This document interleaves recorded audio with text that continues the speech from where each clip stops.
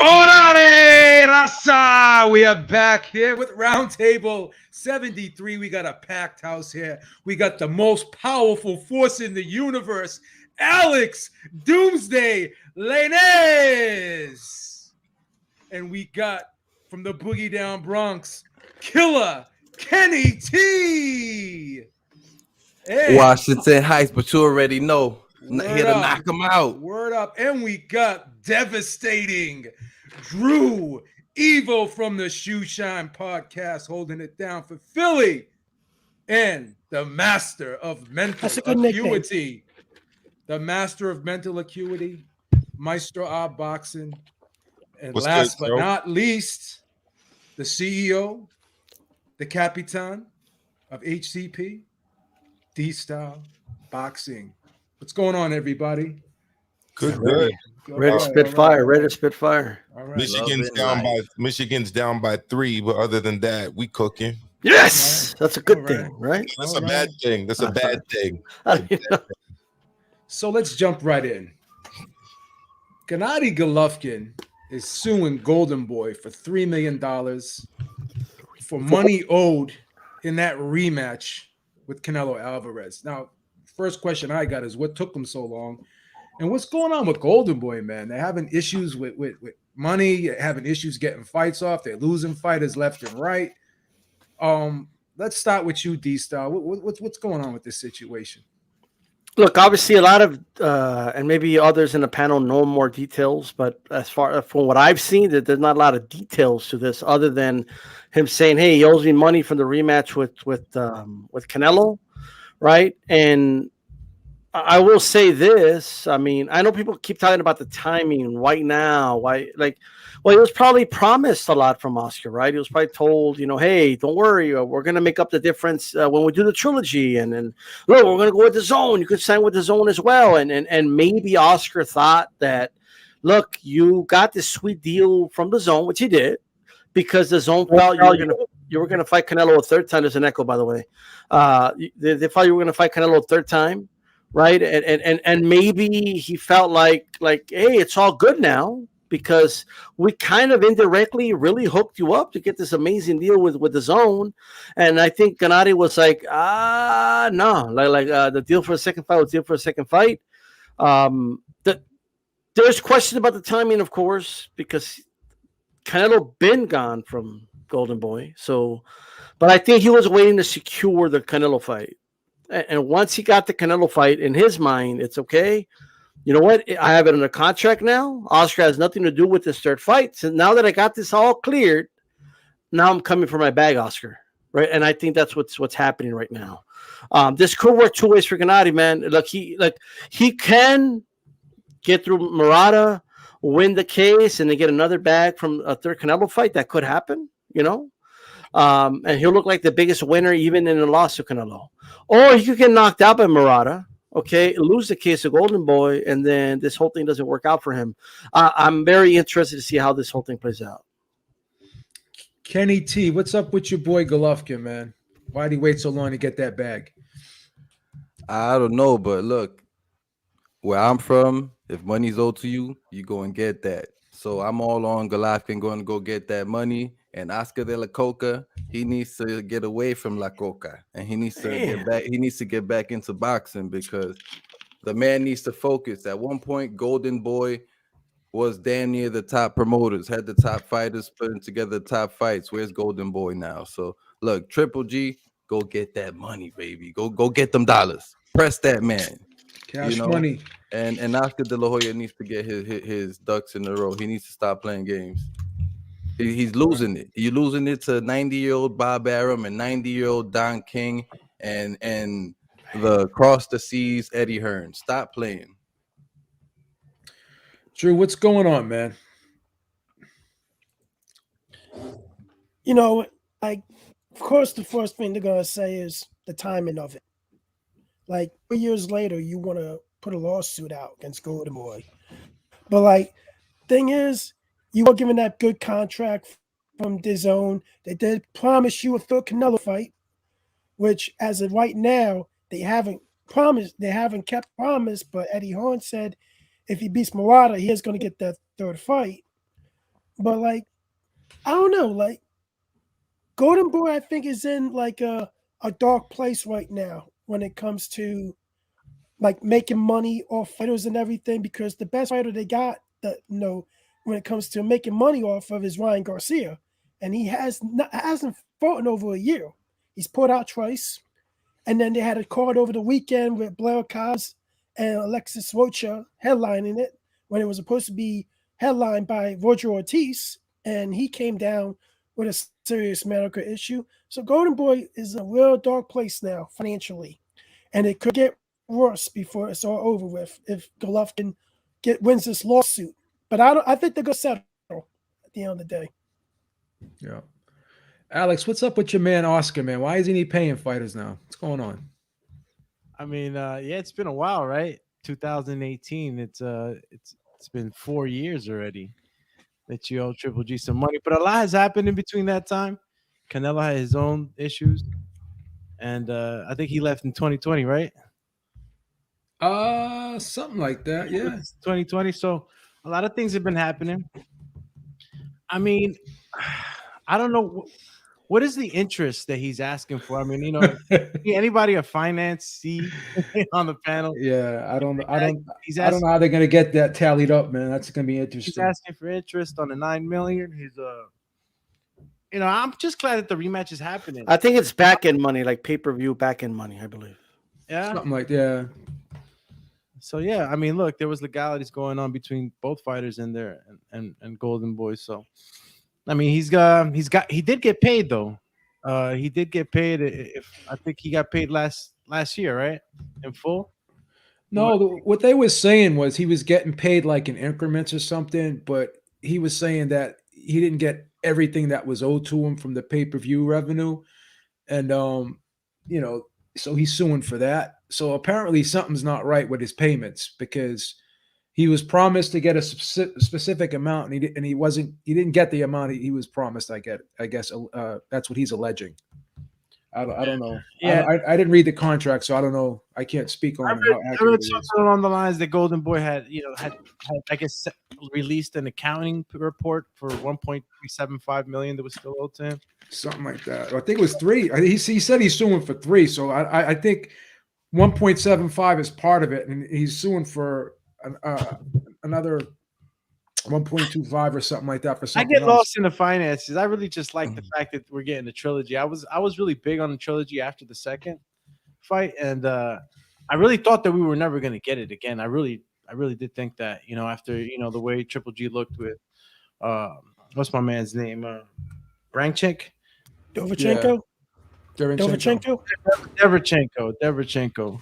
And after he looked at the way he looked, I was like, man, maybe Triple G is gone.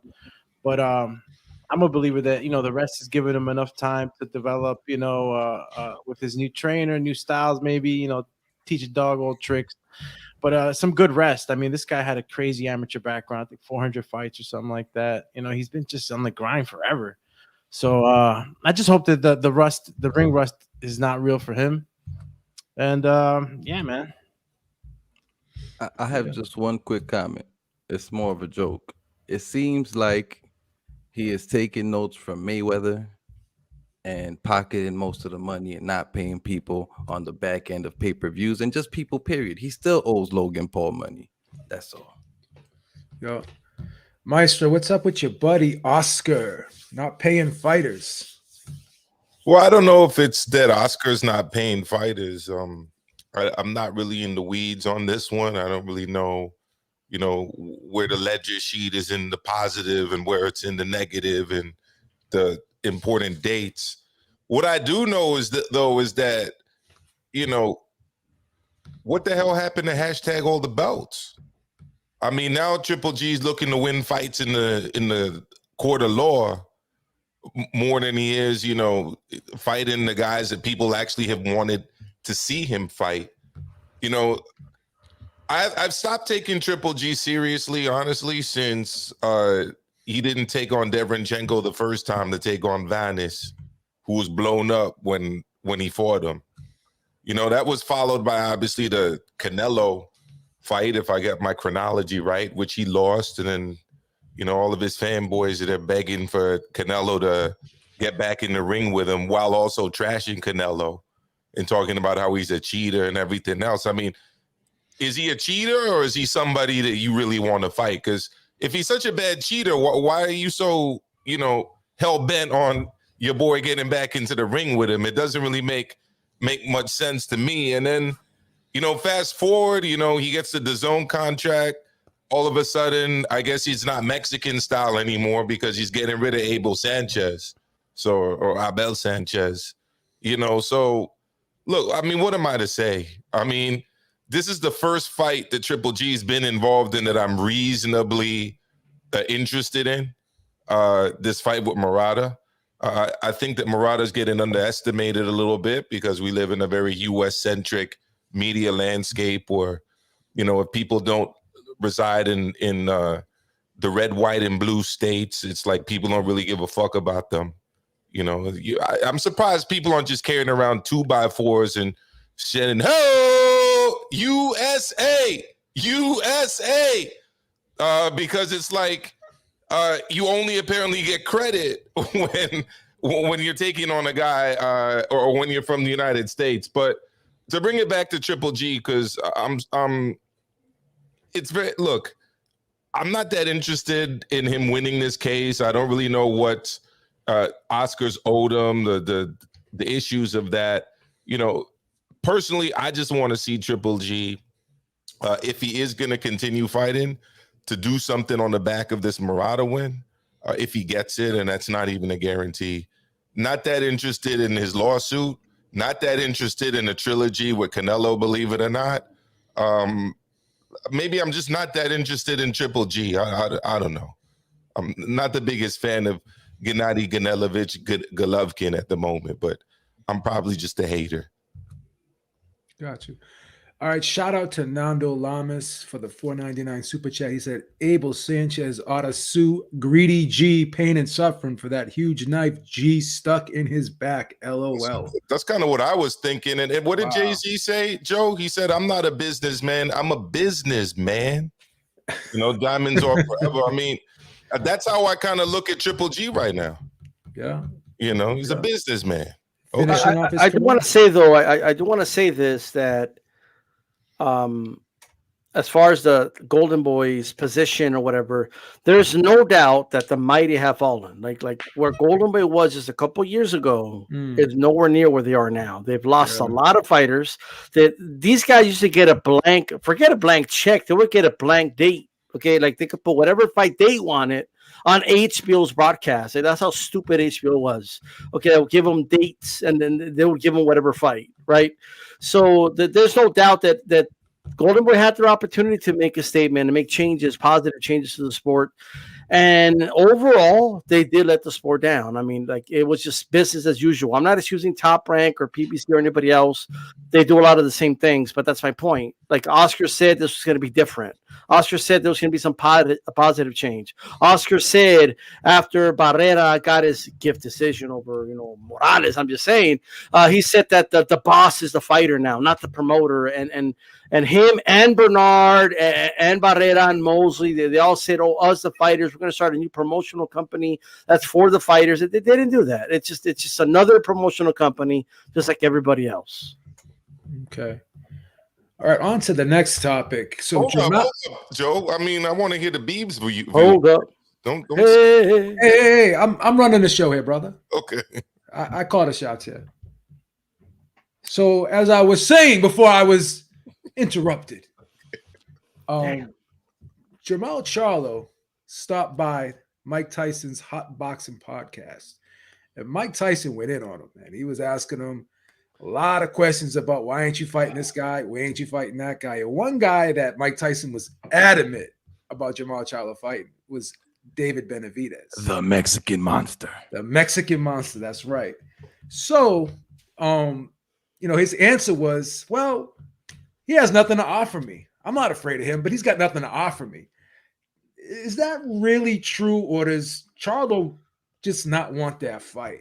Since I was gonna go to you, Maestro, but I want to go to Alex because you just went. Alex, what's up with Charlo, man? Is he capping right now? I don't really know. None of these fighters are afraid to fight each other. I think that it's all about the business. I mean, both of these fighters are on PBC. I don't know if they're rushing to pin these two guys together. I mean, I got David Benavidaz in this fight because I feel like he's been just the most aggressive verbally, and making it known that he's ready to fight anybody. And Jermall Charlo, he was actually getting at Mike Tyson a bit too, man. I thought it was funny. Yeah. He was like, I like to Holyfield better. That was a classic Charlo, trying to get under Mike's skin, which I thought was, brave of him. You know what I mean? Mike Tyson, he flipped the switch on you quick. I've seen it on so many clips on YouTube. I mean, from reporters in Canada to just big time show guys, man. Like he could flip on you. So, it just also shows that Mike Tyson's come a long way too. He was mad humorous about it, but yeah, I don't know if Jermall Charlo. I don't know if that's the best fight for him. I know there's that fight that he's always wanted with Canelo. I don't know if that would ever happen. But yeah, I mean, I would like to see the fight happen. I just think that Benavidez is gonna, maybe fight a Caleb Plant, somebody else, obviously before Charlo. Yeah, I see that too. Philly Drew, what's up with Charlo, man? Does he want that Benavidez smoke or not? Cap to both of them. They both cap like it's crazy because here's the thing. Charlo thinks of it. He has the idiot's guide to excuses by Little Ullaby of why not to fight somebody. David Benavidez, he pre-prices himself out to fight Demetrius Andre, thinking that he's worth $10 million to fight Andre.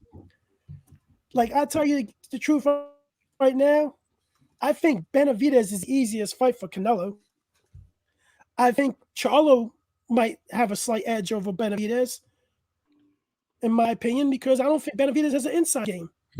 And if he wants to fight the best so badly, Benavidez, why are you fighting David Lemieux instead of fighting the likes of a Caleb Smith, a Caleb Plant, which is on PBC also, like Billy Joe Sanders? Why are you not fighting a top super middleweight, and you're fighting washed up David Lemieux? The best fight he had is washed up Anthony Duell, and the best fight Charlo had is Sergey Dovchenko.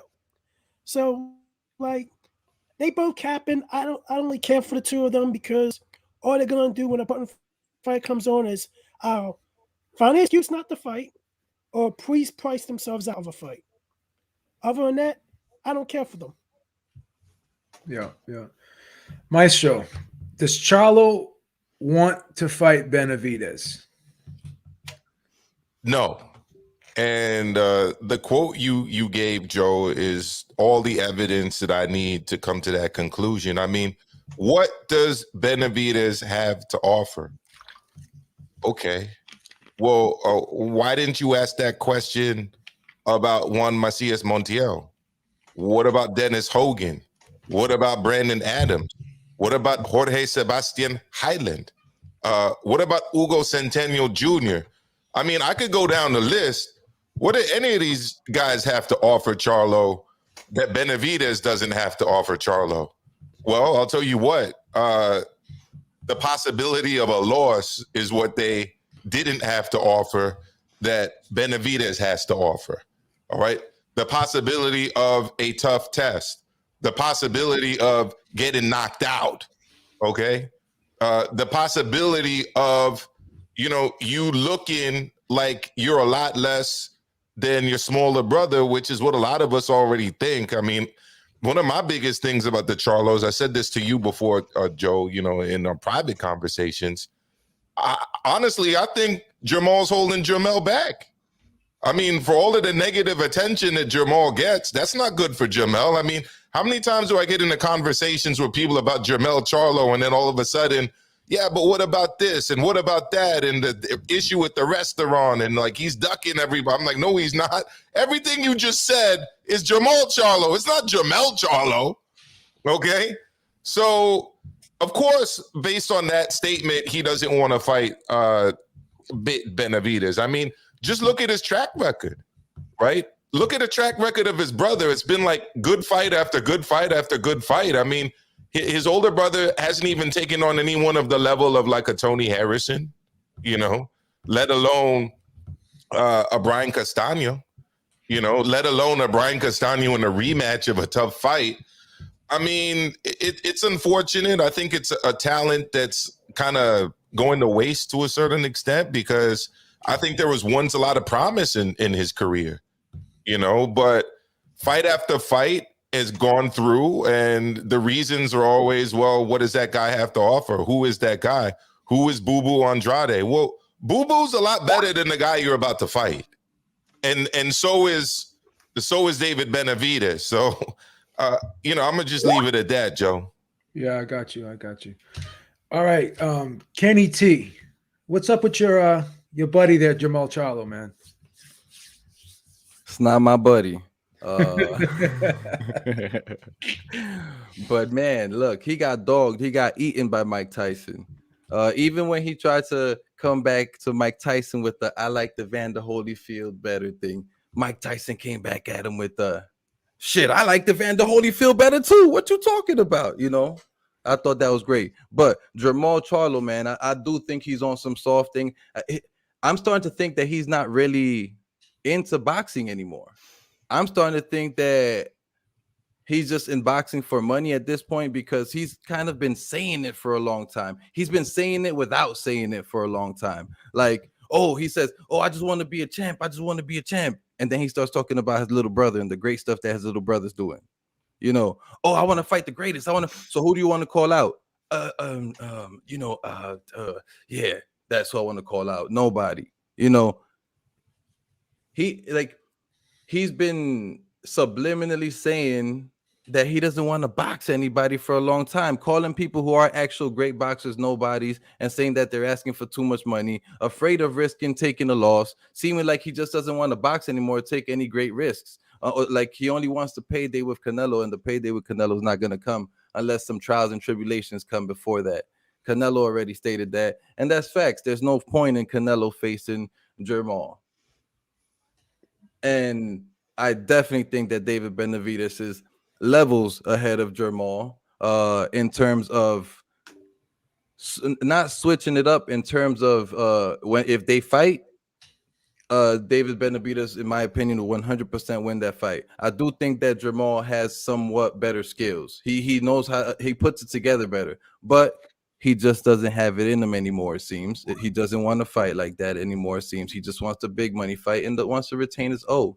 His brother's not afraid of losing that O. His brother lost that O. And he came back and knocked the motherfucker out. Sorry, I don't know if I could curse. My bad. Sure you can. Let's go for it. So he knocked the motherfucker out. You know what I'm saying? Being Harrison. So, and he's gonna come back and fight Castano a second time too, after a draw, which could have been a loss, could have been a win, whichever way you see it. Everybody has a different perspective. I don't think Big Charlo, aka Jermall, wants it anymore like that. I think he's just in it for money at this point. And I agree with Maestro that he is making his the small Charlo, aka Jermall, look bad with all the antics. But it's gonna happen regardless of anything. Even if he retired from boxing, people are gonna be like, wait, so Jermall Charlo retired from boxing? You know what I'm saying? They're twins, they look exactly alike. They're like, we could tell them apart, but they're like 1 inch apart. You know, you can't really, like, it is what it is. Say what you will. Sorry, go ahead, Kenny. No, last sentence being Jermall Charlo. I don't think he really wants it in boxing like that. People could talk about how he's so great and could have been, would have been. I don't think he's even going to be a has-been unless he starts taking some type of danger and some risk. Fight Benavidaz. Stop playing. Benavidaz will whoop his ass and put it on him. Like Tyson said, the Mexican monster. And start calling people out. Stop being so damn soft. Do like your little brother. Start fucking growling at the camera or something. Do something. Get some animal in you. All right, that's it. I'm done. Okay. So D-Style, what's going on with Charlo, man? Does he want to fight a big name? Does he want to fight Benavidaz? Does he want to fight Caleb Plant? Does he want to fight the big boys? Andre? In this life, there's wanting something, and then there's wanting something. right? Like everybody wants money, but how many people want to work for it, right? Of course, Charlo wants the accolades. Of course, he wants to go to Hall of Fame. And you know what? I believe that Jermall Charlo has a one-way ticket right now, a guaranteed ticket to the Hall of Fame, right? The International Boxing Hall of Fame. He will be on that stage. He will give a speech to induct his brother, Jermall Charlo, to the Hall of Fame. So he already got that down. But the question is he going to start building his own legacy? You know, like I'm waiting for Jermall to make some moves. I'm waiting for Jermall to fight somebody. I'm waiting for Jermall to make a move that makes me say, "Man, I didn't see that coming, bro. I'm looking forward to this one." You know what I mean? That's what I'm waiting for. I'm waiting for Jermall Charlo to step up. Jermall Charlo is 31 years old, ladies and gentlemen. Benavidaz is 25. It'll be the year 2028 when Benavidaz is the same age that Jermall is right now. Think about that. This dude's running out of time. There's an hourglass. He don't got no time. None. First of all, you know, you struggle with Molina. But you don't like, but you want to talk down about Benavidaz. He ain't no monster, dude. Mike Tyson just called this dude a monster. If you don't think he's a monster, go show Tyson that he's not. How about you do that? How about you start making some moves? Stop saying you're gonna knock a dude out, and when they call you out, you're saying, "No, I'm saying at 160." All right, stop doing post-fight interviews saying, "Well, Canelo wants to fight me. He needs to come down and fight me. I'm 160." Then keep Canelo's name out of your mouth. Then, all right. Like maybe you should do that. Maybe you should think about fighting Andrade or something. Maybe when they ask you about, you know, Andrade, maybe you shouldn't say things like, "Well, I don't know, who is he? I don't know. Ain't nobody care about him." Maybe it's time that Jermall Charlo fucking steps up. And for all the people that have been defending Jermall Charlo for years, for all you out there, he only makes you look stupid in the end. That's all he does. All right. He gets asked about fighters and he says, "Oh, he brings nothing to the table. He does nothing for me." But you're about to fight a dude that will like. So Andrade does nothing for you, but you're about to fight a dude that Andrade beat up. How does that make sense? That makes no sense. That makes no sense to me. So I just want Jermall Charlo is content being where he's at, and he's been content. And then his little fan base fight harder for him than he does for his own damn legacy. All right. And as long as these guys get paid a cool million to fight a bunch of nobodies, they're going to keep doing it. That's point blank period. All right. So I just want to let everybody know, and I hope Sulecki pulls off an upset and beats this guy. Yeah. You know, it's crazy because Canelo is going to be tied up for about a year and a half, you know, possibly, maybe even longer. And he already told these guys, like, you know, I'm busy this year, right? Why don't you guys fight each other and then I'll fight the winner? And they're all sitting around waiting for Canelo. And how are they going to get Canelo if they're not fighting each other? Because out of the three of them, you got Andrade and you got Charlo. And you got Benavidaz. They all want to fight Canelo. They're all trying to buy that lottery ticket to win that sweepstakes. And he can only pick one of you, right? So through the process of elimination, you would think they would want to knock each other out the way so they can be the first in line, right?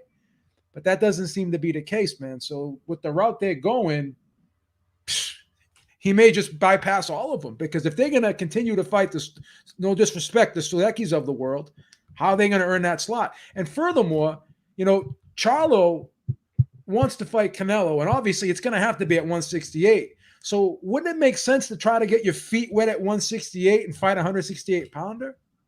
Why not? Why not test the waters against Benavidaz, right?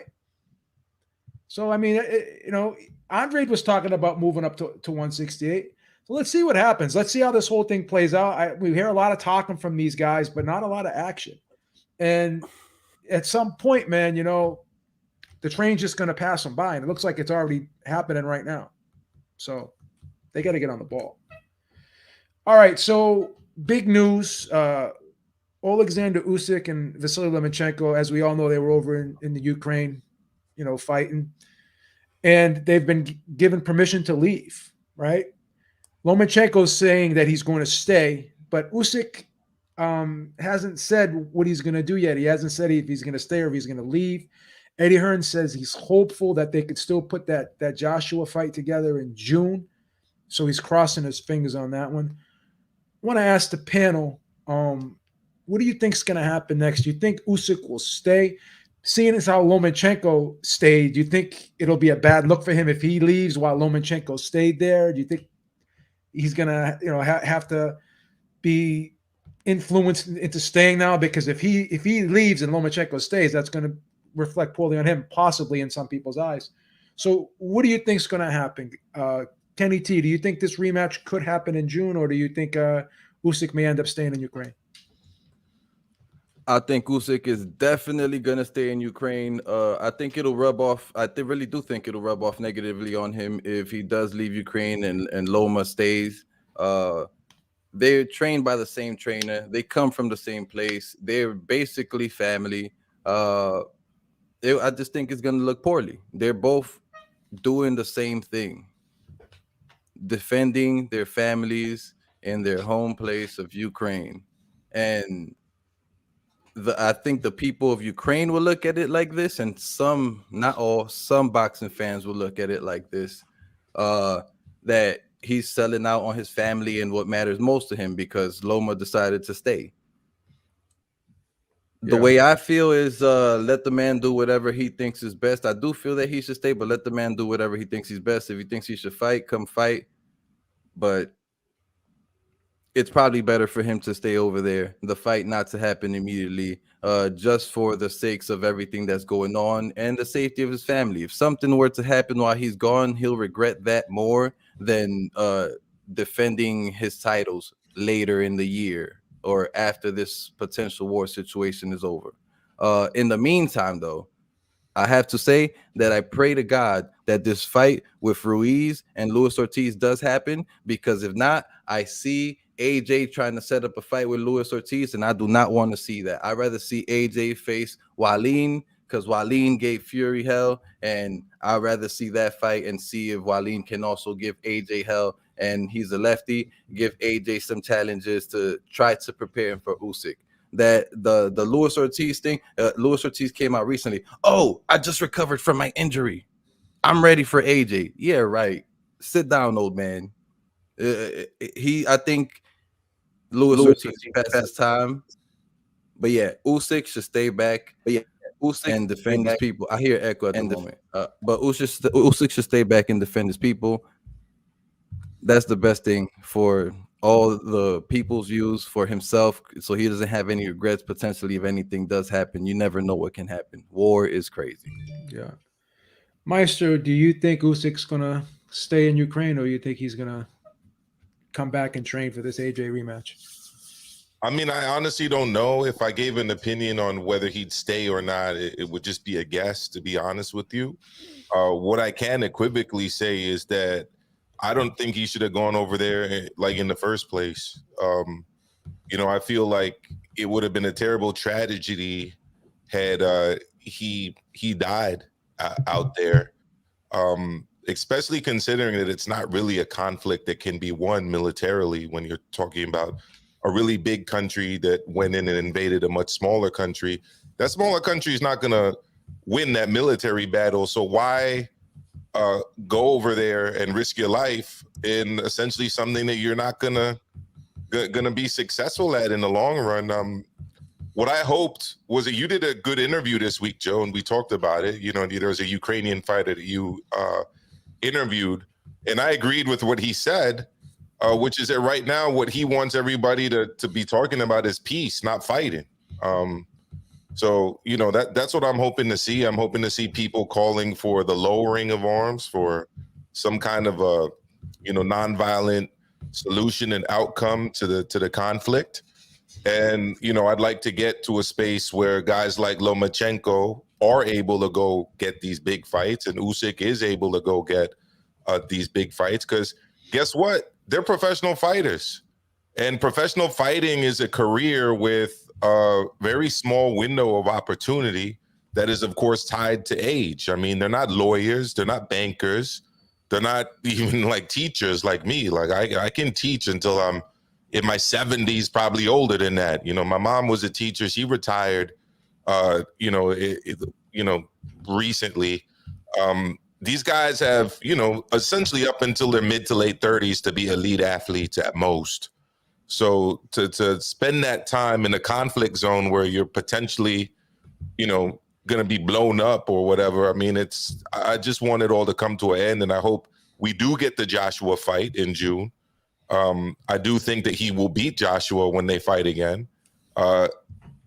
Granted, I don't know what he's been through over there, so maybe I need to readjust that assessment. But yeah, I mean, I hope that we do get to see the fight. Mm-hmm. D-Style, do you think that Usyk will come back, or do you think he'll stay? Well, look, I thought that Lomachenko was going to leave and he didn't. So I don't know. I have no clue if Usyk's going to leave the country or not. I'm not in his mind. I cannot, tell you that. But I believe, if you were to tell me to guess, which is what you're asking me, I do think he's going to leave the country. And I do think he's going to train. I could see people over there talking him into leaving. I could see that. I could see, someone giving him the argument of, you could be a bigger inspiration to your people as heavyweight champion defending your belt, so something like that. So, but I also understand what Kenny's saying, and I do think that just and it shouldn't be this way, but just the fears of being criticized, of being told that you're a coward for leaving or whatnot. And then beyond that, just the things that could happen when you're not there, those are good points. But I mean, look, if a bomb gets dropped in a building, whether you're there or you're not, the people that are there, including yourself, are going to die, right?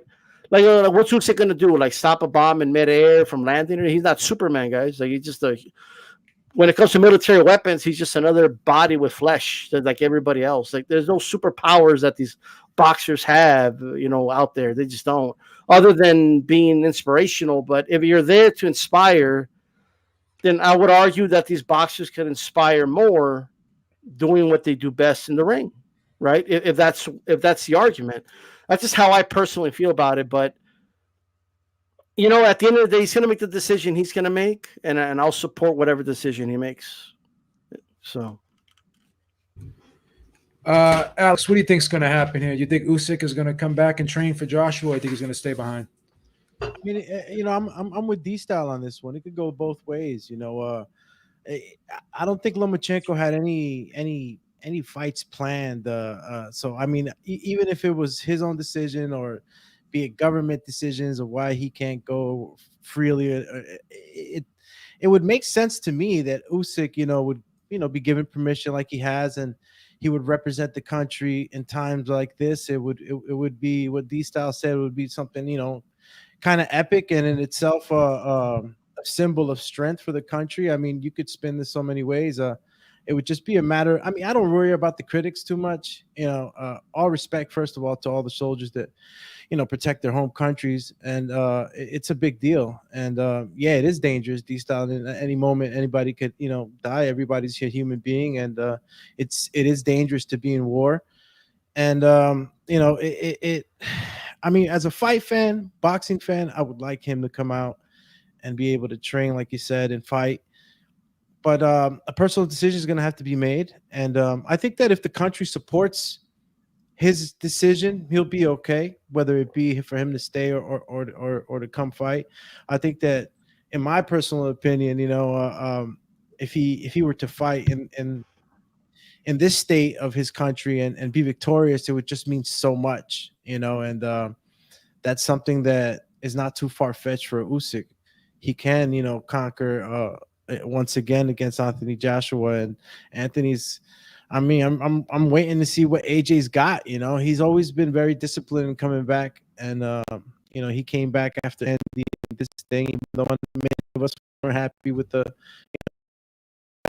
back foot stuff. in the state of Ukraine and Russia, and I guess we can only hope that we get the fight. Drew, what are your thoughts on this? Do you think he comes back? I think he stays in Ukraine. Well, there's been rumors by Mike Capiture that he crossed the Polish border already to train, but I don't think he did. I don't think he's going to. I think his country's more important than boxing right now, and I think it's the right move for him to stay in Ukraine until this conflict is over with, because you'll have that on your mind while you're training. It could be a big effect on you. Like, shit like this affects you. Especially, it can be like your family. You have to worry about your family the whole time. Like, I think he stayed in Ukraine till this is over. I think it's the right move, the right look for his country. That he's going to be he's a hero now, as it is, for staying for his country. So I think the Joshua fight can happen later in the year, maybe early next year. And I think AJ is going to wind up fighting, and this is a dark horse in my opinion. I think they're gonna lower Deontay Wilder to fight AJ. If not, I like to see the Wallin fight, because I think Artur Wallin could be a challenge to him. I think he would have knocked out Dillian White, stopped Dillian White if he would have fought him until Dillian White mysteriously injured himself to get out of that fight. So, yeah, I think he stays. This is a very touchy situation, because you have to ask yourself, I mean, these guys are fighters. I don't know if they were ever in the military before, but they haven't been trained militarily like soldiers have been trained militarily. So they're not, prepared. I question whether or not they're prepared to actually go and fight in the front lines. And I don't even know if they are going out there and fighting on the front lines. Are they there just for support? Are they there because they're worried about their family? I don't know. But it's kind of crazy, the situation, because there's actually people volunteering to go over there and fight. There's like some volunteer Americans going over. I saw a video of a guy who was a volunteer soldier, and he was an American soldier, and he was saying that they were sending him out to do like a suicide mission or something crazy like that. And he was being interviewed, and he was saying he was trying to leave the country, and they were giving him a hard time, and they were wouldn't let him leave, and he had to kind of like sneak out, right? So it's kind of crazy how things are going there. If just regular people can just go over there and say, I want to fight. So you have to ask yourself, how bad is it over there if regular citizens and people from other countries can just go and volunteer and fight over there? They're just, hey, here's a rifle, go ahead. But I do have a feeling he's going to stay, because I just think that, as Drew said, he made some great points. It's going to weigh on his mind. And if he does leave, he may feel guilty. So go ahead. Well, I just want to add this point. So it's kind of like when there's a fighter in a fight and he's out of the fight. So the trainer steps in and says, I'm going to stop this. Okay? Like that's it. I'm going to end the fight. No, don't end it. I'm stopping. Refs, end the fight. That's it. I'm stopping it. That's it, right? And let him get mad to do his little whatever. But guess what? Nobody calls the fighter a quitter. Nobody criticizes the fighter. Everybody gets on the trainer. They debate whether or not the trainer made the right decision. This is where the Ukraine leadership should step in and just tell these guys to just leave and go box. That's a great point. That's a great point. Really, really good point. That's a very, very good point. And they just say, you know what? We didn't give them a choice. We told them that they're better used to us representing our country by doing what they do best and being the best in the world at what they do. And we told them to do that. And that's it. The problem right now too is when you're assessing the situation and who should do what. And I saw the same report you did, Joe, about the mercenary. I can't even say mercenaries because they volunteered. They weren't getting paid. Yeah, they volunteered. They're taking volunteers. On the Russian side, I mean, their government is controlling the narrative, and now on the Ukrainian side, the same thing is true. I mean, Zelensky just shut down all of the other news stations. They only have one news station there right now. They banned 11 political parties that were opposing political parties in the Ukraine, including the main opposition one is now banned under a martial law order. So it's very difficult to get an honest assessment about what people should be doing, how they should be doing it, what the general sentiment is over there. Because when you hear stuff like 11 political parties getting banned, all opposition, all left wing, by the way, the right wing opposition is still allowed to exist freely. And the newspapers and television stations getting shut down, it makes you think, well, maybe there are people that kind of want to leave and not be part of the crisis, or maybe there are people that just want to put down weapons and aren't exactly up for the narrative that, you know, that Zelensky's been saying. I mean, otherwise, why would you need to ban 11 political parties and shut down all newspapers and television networks and just have one? I mean, that's not, you know, far left reporting that I've been watching. That was actually straight off of the mainstream news reports that I got that from. So honestly, I have no idea what's going on over there. I think it's going to be a while before we get a full picture. But what I do think is that, to D-Style's point, these guys dying over there serves no purpose. And to your point, Joe, I mean, they're not even trained soldiers. I mean, the symbolism, again, I think it was Alex that made this point, of winning a heavyweight fight, if you want to like raise the morale of people that already hold you up as a hero, let the man fight. Let the man defend the WBO, WBA, IBF, and for whether it's worth IBO heavyweight championship of the world, bro. That's how I see it. Yeah, and to Drew's point, Mike Cappinger tweeted out that he left and he's training, and then Igis Klimas added him at the tweet and said, "Stop effing lying on my fighters." He goes, "You don't know what's going on." Like, how many times is this guy got to get called out and put on blast before he stops? Oh, and I need to say this. You know, people keep saying, "Oh, look, Canelo said he was lying," but it turned out he wasn't lying because he did sign to fight. No, he was lying. Canelo told him nothing had been agreed to at that time. Like, Cappinger knew what we all knew, that more than likely he was going to be fighting. Okay. Bivol and Triple G. He more than likely knew that, like we all did, right? And all Canelo was saying is, "Oh, it's not true that it's Gennady Golovkin that hasn't signed yet. I haven't signed yet, motherfucker. Like, it's not official yet. Stop lying," right? So no, he's not telling the truth. He's just he's using conjecture, just put out whatever information he believes is likely to happen, as if him knowing it's a fact. Like, if Canelo had not signed on the dotted line when he said he did, that's a lie. It doesn't matter if Canelo signed afterwards, right? And that's a problem with Cappinger, all right? He keeps putting out false information, and then he has a horrible batting average, but the few times he is right, people want to turn around and tell me, like, "Oh, you see? He does tell the truth. He was right about him fighting Bivol." Bro, like 90% of us figured he was going to fight Bivol. That's not the point, but I just wanted to throw it out there. Oh. Could I add one thing too real quick?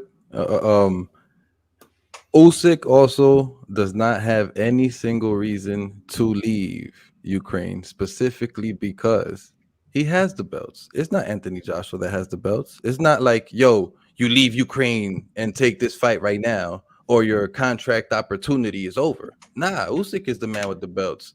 AJ's gonna get that fight regardless. Whenever Usyk comes back, AJ's gonna get that fight. The contract is there. Yeah, it's gonna happen. So You know what? Usyk doesn't have to worry. He doesn't have to rush back. That's all. go ahead, Drew. You know what? I'm probably gonna go tell Mike Carpenter on Twitter to go fuck himself after this. Well, here's the thing. To D-Style's point, it's like taking a multiple choice question, right? You get A, B, C, and D. You get A, B, and C wrong. Of course, you're going to get D right? Because you already chose A, B, and C, and you were wrong when you chose A, B, and C. So what's left? D. He basically said that the Charlo fight was done too. So now he just moved on to the Bivol one. Joe, did you guys see the tweet that see my man Keith Heidick? Shout out to Keith Heidick. I got a lot of respect for him. He essentially called bullshit on Twitter this week, but he did it very diplomatically. And then I'm sure you guys saw Igis Klimas just lay flame. Yeah, I just mentioned that. Yeah. Yeah, exactly. So there's two guys right there. I mean, at some point, people have got to hold this guy's feet to the fire and call him out and stop because here's the thing too, he'll say something that's not true, but then because he said it and it's reported on ESPN, yeah. 100 other people will run with it like it's facts. Like that becomes the source for their clickbait bullshit article. It's getting a little tiring, to tell you the truth, especially when you got real people doing the work on the grind, doing real reporting that aren't getting credit for their real reporting and are actually being undermined because the stuff that they're reporting is then being essentially presented as false because somebody else is constantly capping.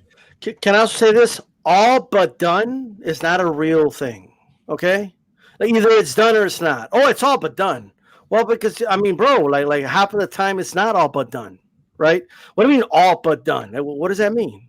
All right, are you still with your ex-boyfriend? I mean, we're all but done. Like, wait, what? Like, what do you mean you're all but done? You know, like what? I don't know what that means. Like, did you quit your job? Yeah, we're all but done. I'm all but done with it, really. Like, what does that mean? I'm all but done. Well, what does that mean? It doesn't mean anything. Just saying. Okay, so another story that's being put out there is Artur Beterbiev and Joe Smith is reportedly set for June 18th. Now, Cappinger did put this info out there, but other people have been kind of backing it up a little bit. So this one might be true, okay? So if this is true, right? If this is true, early predictions, man. What do you guys think of the fight? Who do you give the edge to? And do you think that the winner of this fight could possibly be fight number 3 for Canelo, or even fight number 2 if Golovkin loses against Murata? That's going to be interesting, right? Go to you, Maestro. What do you think of this? Look, first of all, I want to just set one thing straight. Bob Arum actually talked about that fight way back in February. Yeah, they were just waiting on a venue. So, I mean, I don't really necessarily want to put a number in the win column for Mike on this one, if you catch my drift. I got you.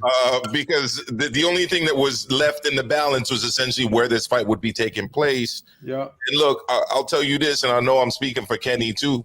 We're welcoming Beeb Industries with open arms to New York City should the CEO of Beeb Industries decide to hop on the Beeb jet and make his way down to New York City for that fight, because I am very excited about this fight. It's a guaranteed action fight. Who do I have winning? Artur Beterbiev. Because Joe Smith is a rugged guy. He's strong. But much in the criticism that we gave Edgar Berlanga, he's a little bit predictable. He's a little bit plodding, and he's not the fastest. Now, I think he's a little more seasoned than Edgar Berlanga. Actually, probably more than a little bit. But I think that Beterbiev has more than enough to outbox him. I think that Beterbiev is a much better boxer than Joe Smith.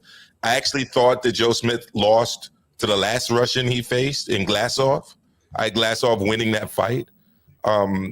It was one of the fights that really got me upset with ESPN commentary, because the commentary was nonstop cheerleading for Joe Smith, the working man, the blue collar, the union guy, like nonstop.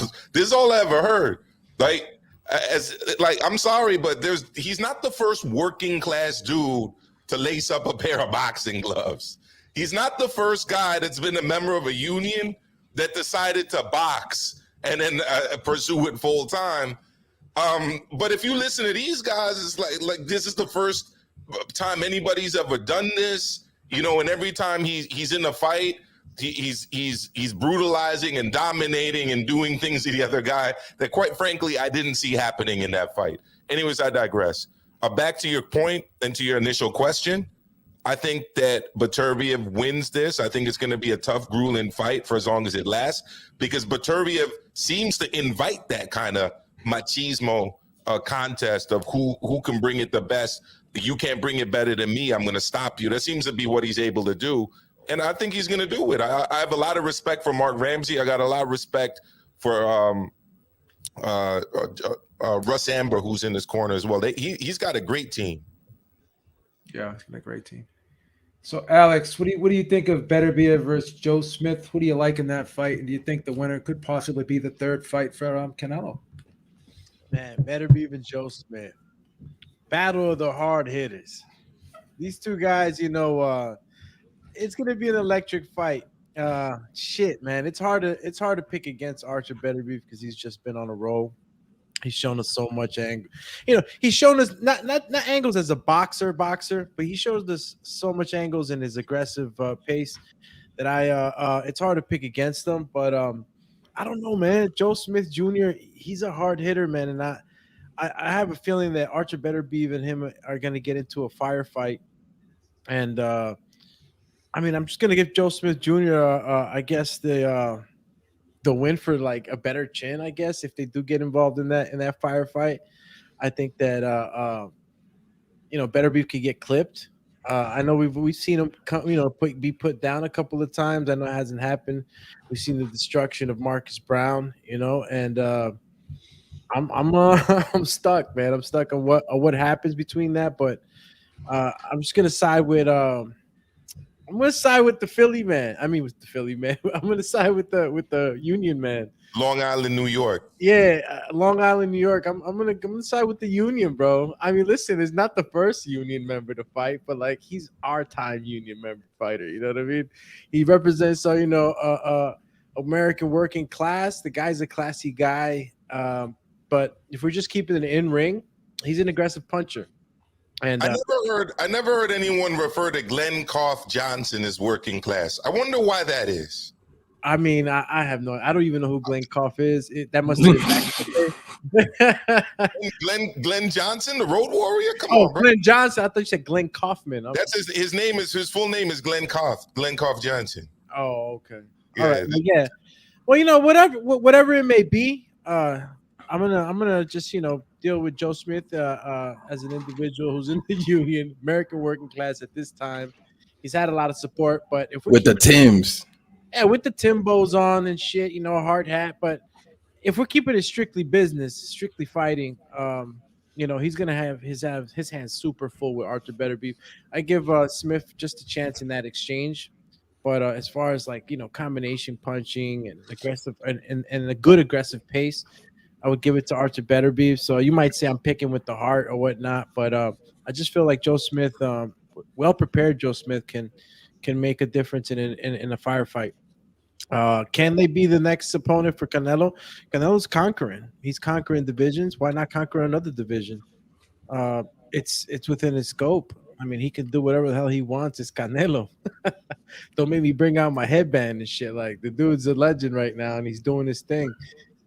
He may very well conquer another division if he wants to.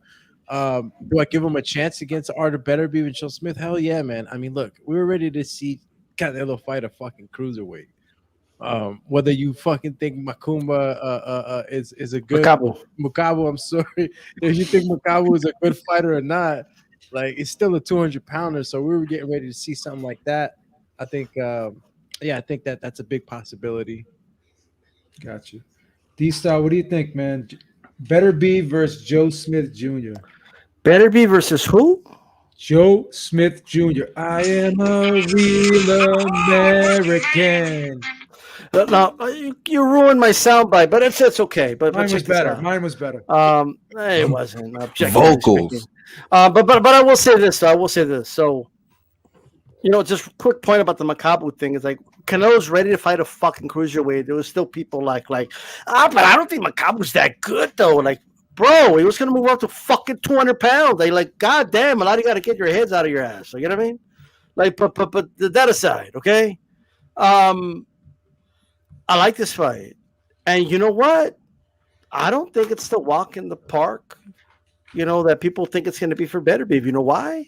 Because the style that beats, the hardworking man Joe Smith is not Beterbiev's style. I'm not saying Beterbiev's not going to win. What I'm saying is, what happens if he gets Beterbiev on his back foot? Then what? Can Beterbiev fight on his back foot? He makes that's where it's going to be interesting. Okay, like Bivol boxed him. That's why I still think Bivol is the most dangerous fight for Canelo in terms of losing. Okay, because of the way Bivol fights.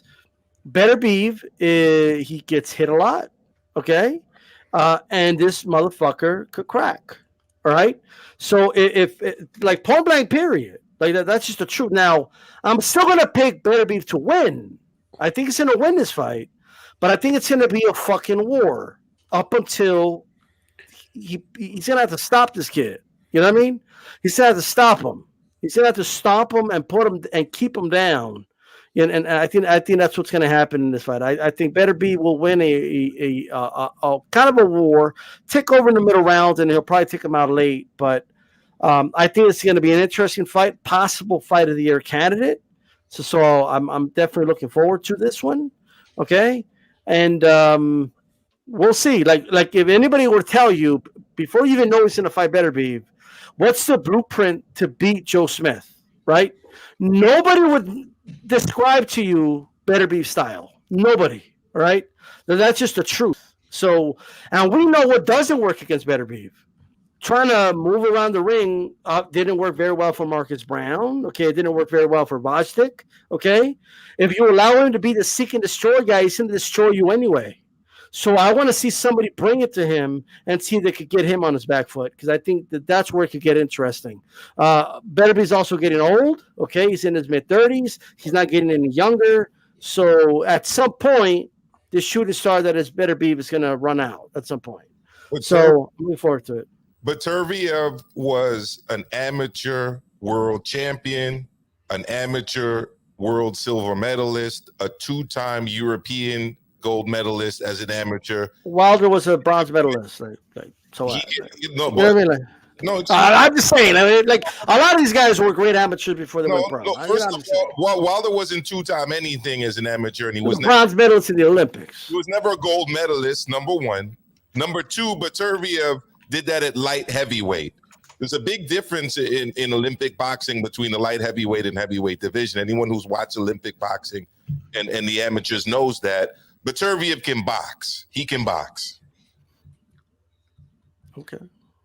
I am a real American. We'll see how beautiful he boxes then, right? He's a puncher. He's a puncher for sure. He's a puncher, but he can box. At this I'll just say this. If he would have just tried to box Vasiliy, he would have lost because he was losing those early rounds. It wasn't until he started applying pressure. That's how he beat him a certain way. At this level in the pros, what Beterbiev does best is applying pressure and coming forward. Is what he does best. Is he a better boxer than Joe Smith? Yes or no? No. I think he is. I think you're pointing out his accolades as an amateur. Amateurs are 3 rounds. So. I don't think he is. 4 rounds.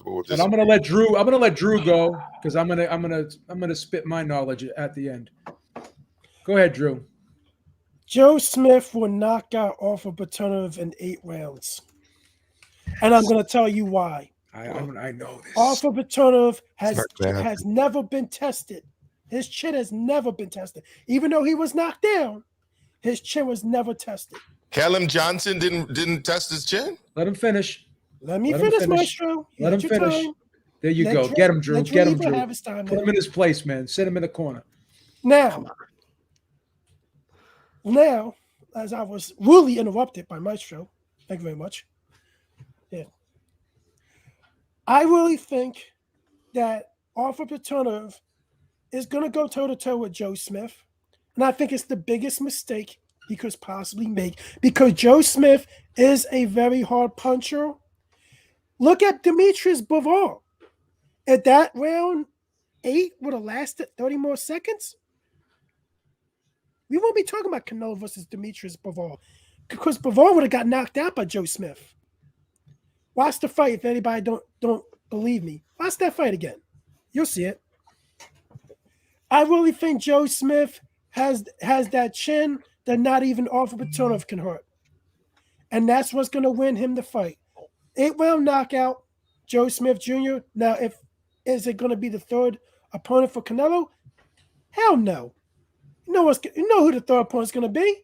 It's going to be Julian Makabu, which I thought he lost the rematch in that bingo hall against McCooney. Where the fuck that guy in the bingo hall. And then, it's going to be against John Ryder. Who the fuck is John Ryder at the end of the fucking day? John Ryder. So at the end of the day, we're gonna get a way subpar third fight with Canelo, and if Triple G loses, which I think he is gonna lose to Murata. Whoa. I've called an upset on that one too. I really think we may see Canelo fight Demetrius Andre because Eddie Hearn has to get back in the graces of Demetrius Andre because not only he lost the post bid to that Zach Parker fight to Queensberry, it's not going to be on Queensberry. It's going to be in the UK now, the fight. So that's my opinion on it. I think Joe Smith wins. He's fighting Makabu Awado next. Not just that, by the way. Not just that. I'm a hard-working man. Thank you. I need to get that one out. Kenny T, kick it, brother. Let me sprinkle a little bit on this. Look, this is gonna be an amazing fight. A lot of power going both sides, man. People are very confident on who they think is gonna win. But when there's power involved, anybody can win. You can't be so confident. You can't choose the lumberjack or the bear wrestler. And you got to think about it. When you're in your mid-30s and you're rushing, it's like you're in your mid-20s, Beeb. It's like you're in your mid-20s. You know what I'm saying? He be wrestling bears since the age of 5. Look at Khabib. Stop playing. Don't disrespect the man. Nah, but seriously, on a serious note, look, this is going to be an amazing fight. Lots of power back and forth. We know one thing, and that is that Joe Smith Jr. does throw a hell of a lot more punches than Beterbiev does. Joe Smith Jr. throws a hell of a lot of power punches from all angles. Doesn't matter if he's getting hit, if it's in between punches, if he's initiating the punch fest, Joe Smith Jr. throws a hell of a lot of punches. But we know that Beterbiev is like the Terminator. He's going to keep coming forward, and he's going to keep coming with the power and the pressure, and he's going to keep coming with them vicious body shots and head body. He doesn't throw as much punches, but his punches seem to be way more calculated, which means that he lets a little less stamina go. He lets a little less energy go than Joe Smith Jr. That doesn't mean that he's going to win the fight. It's going to be amazing. I'm still going to go with the man that I've seen be the Terminator more. Although Joe Smith Jr. has the more experience, Joe Smith Jr. has way more fights and throws way more punches. And who knows who has more power? I'm going to go with Beterbiev because he seems more composed to me. Seems like he has more of an idea of what he's doing as opposed to let my power go in every direction to the body, head, mid, doesn't matter. Shoulder, he's more calculated, which I think is going to help him out. It's going to help him last, and it's going to help him potentially get this knockout. But again, I don't know. These guys both have savage power. Anybody can win at any given point. And I'm also choosing Beterbiev because if he made it by that Marcus Brown head clash and cut, he could make it through anything. That man was leaking bear blood down his forehead. Stop playing. He was leaking bear blood, bro. And that ain't stop him. He ain't even wiped the eye. He just kept coming forward. That's a rhino headbutt. He did it to this dude too, his second time. But yeah, I got Beterbiev. Aside from all the antics, I got Beterbiev. I still got to do my research. Fight hasn't come, but when it does, I got you. Battle Jack. Yeah. I am a real American. Fight for the rights of every man. Damn, Joe, you're about to rip your shirt off singing that song still, huh? Fight for your rights. Jesus Christ. There's a lot of that in the hype for Joe Smith. Like it's recognizable, dog. Here it is. All right, Artur Beterbiev is a good fighter, but he was being thoroughly outboxed by Vosdik before he wore Vosdik down. I had Vosdik up in that fight. The problem with Beterbiev is he squares up a lot, and to me, he's a mid-range guy, and he's a clubber, right? He's a clubber. Joe Smith is a more fluid combination puncher, and I think he's actually faster than Beterbiev, and I think he's just as durable, right? but I also think he's a better inside fighter, and he has a great jab. He's really good at jabbing his way in, and he gets inside and he smothers you, and he just rails off those combinations inside, and he knows how to grind you down. And he holds and he mauls you and he muscles you. He fights a very physical fight, where Beterbiev is more of a plotter, right? And, like I said, he doesn't have the quickest feet in the world. Okay hand speed, but I think in this fight, I think Joe Smith could outwork him, right? And Joe Smith got a good chin, right? So you got to go with the guy who's got the volume. Both guys can punch, right? Both guys got good chins. I think Joe Smith is quicker. I think Joe Smith throws more punches. I think he's a better inside fighter. You may argue that Beterbiev may hit slightly harder than him, but again, you got a Mac 10 in Joe Smith going up a 45 in Beterbiev. I'm taking the Mac 10, man, because I got more shells in that clip. I got more bullets in that clip, baby. I got more bullets in the chamber. I'm going with Joe Smith. I am a real American. Fight for your rights. Fight to survive. There you go. Bro, we discussed this over. Jesus Christ, he actually did it. We discussed this over the weekend, Joe. It's actually. That goes in the $18 food. It's actually One of more my like favorite shirts too, man. It's actually more like the M16 and the AK-47. Oh man, I'm taking the AK-47 over the M16 any day. So that's a great part. I mean, it's a little slow for that, isn't it? Kind of. He's like a slow tractor. You know what I mean? That keeps coming. you mean Joe Smith? No, I'm talking about Beterbiev. He's kind of slow. You're talking about Joe Smith right now, dog. You tell me, does he look fast to you?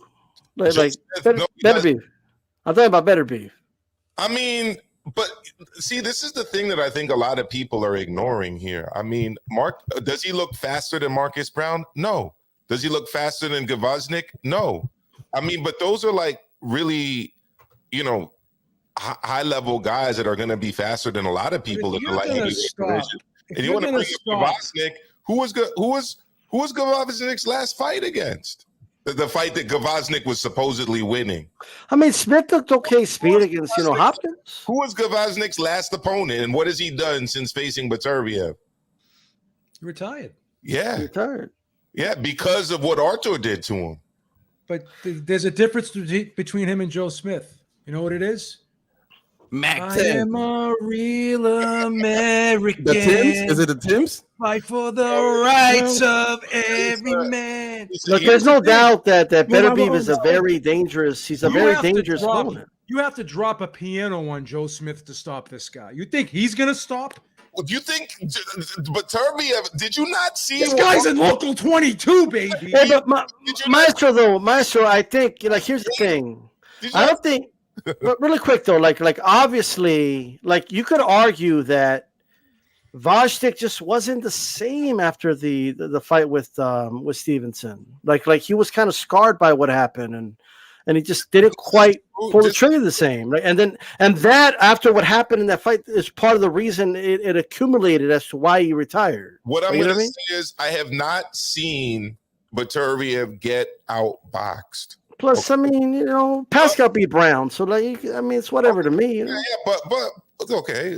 Pascal beat Brown, but I have not seen Beterbiev get outboxed. I've seen Joe Smith get outboxed. I saw him get outboxed. Freestyle said, "This is not the style. This is not the style that." Maestro, if I said, "Hey, give me the style that beats." Like, give me the blueprint style that beats this guy. You would not describe Beterbiev to me, and you wouldn't. I could describe 3 or 4 different styles. I don't need to just pick one, but one of them is going to be Beterbiev, and this will be turned out to be true. We got to do after this fight happens. We got to bring back the same panel, all right? Because on one side of this, okay, we've got KO Kenny, and we got Maestro for mano a mano. And then everybody else seems to be on the other side of that, which is cool. Okay. Well, I picked Beterbiev to win, but for the record. Okay. We got. I think Drew, myself, Alex. Did you pick Joe Smith too, or Alex did. Did you pick Yeah. Joe Smith? Well, Alex, but Alex said he's going with his heart. Like you know what I mean? On that one. Now, Like he looked at Smith and he said, "I saw you. Yeah, but you have a heart." Alex is talking about it like it's a pick'em fight, and he's using his heart to tip it in the scales of Joe Smith. Beterbiev's going through Ramadan. He's going to be coming off of that fast, all hungry. He's going to be ready to go. He's going to be trim, hungry, ready to go right in the training camp. Yeah. One of the best trainers in the sport, Mark Ramsey, one of the best cornermen in the sport, okay, behind him as well. Yeah, you know, look, he's going to be prepared well, man. You got Russ Amber, you got Ramsey there. You know, they're going to be isolated there in Quebec. They're going to get this guy ready. My main thing is his age. That's the only thing. He could turn old overnight. That's my only thing. But other than that, stop making excuses already, man. Don't stop making excuses. How could you not come in ready if he's coming fresh from wrestling bears, bro? He's boxing with bears. Kenny, here's the problem. Joe Smith owns a tree chopping company, right? And they all wear trees. He's chopping trees. You must have Mark Kriegel on speed dial because it's like the Mark Kriegel whole thing all over again. We're gonna be but I could say the same thing about like you. Like, oh, you saw what he did to Vaznik, he ended him. Like okay, bro, but it's not just Gavaznik. It's not just him. I've seen him end a bunch of guys that I highly respect. And you know, Vaznik, Brown. Brown announced his retirement. If Drew picked him, it's a wrap. If me and Drew are on the same page, like every time we pick the same fighter, we're always right. Look, I don't know. I don't know if I'm gonna go as far as like he's gonna win. I don't know about that. You'll pick him. But you'll pick him come fight time. You'll pick him. But I mean, I just think he's gonna give him a good fight. Like, I'll be talking to you every day. I'll be talking to you every day until June. You'll pick him. Look, let me just run it down one last time so everybody can. I want this to sink in. 17-0, 17 KOs. Former AIBA world champion at light heavyweight. Joe Smith, Golden Gloves. Jordan Smith, Golden Gloves. New York Golden Gloves. That's not Golden Gloves. Golden Gloves. It's not Golden Gloves. It's much higher. Golden Tims? Gloves, Joe. Former Joe Smith's not a Golden Glove champion? Silver medalist. Joe Smith's not a Golden Gloves champion? Have you checked his resume? Huh? Joe Smith is a Golden Gloves champ. This ain't the Golden Gloves, dog. This is essentially the same accolade as winning an Olympic. He fought in the concrete jungle. He fought in the concrete jungle, brother. Come on. I'm talking to R-Rated Rugged Man now, the Long Island right here. Concrete jungle. Shout out to R-Ray. No, Maestro, I want you to have this sink in before we end this topic. Yeah. During this whole topic, we have Joe whipped his 3 short and Kenny show off I ain't gonna do rock boots. During this topic. Right. Now, I really think that Joe Smith's gonna win. He even ripped his freaking shirt for that shit on TV, on camera. So you know where Joe Smith is from? And he's from Long Island. He's from Strong Island, man. Suffolk County. He's from Strong Island. Right. So is Mariah Carey. What's that have to do with the price of shit? Who do you give? She wasn't in the streets like Joe Smith. She wasn't in the streets hanging and banging. Who do you? Joe Smith used to have to fight for his lunch, man. Chris Algieri's from Long Island. How'd that help him against Conor Ben? Yeah, that's.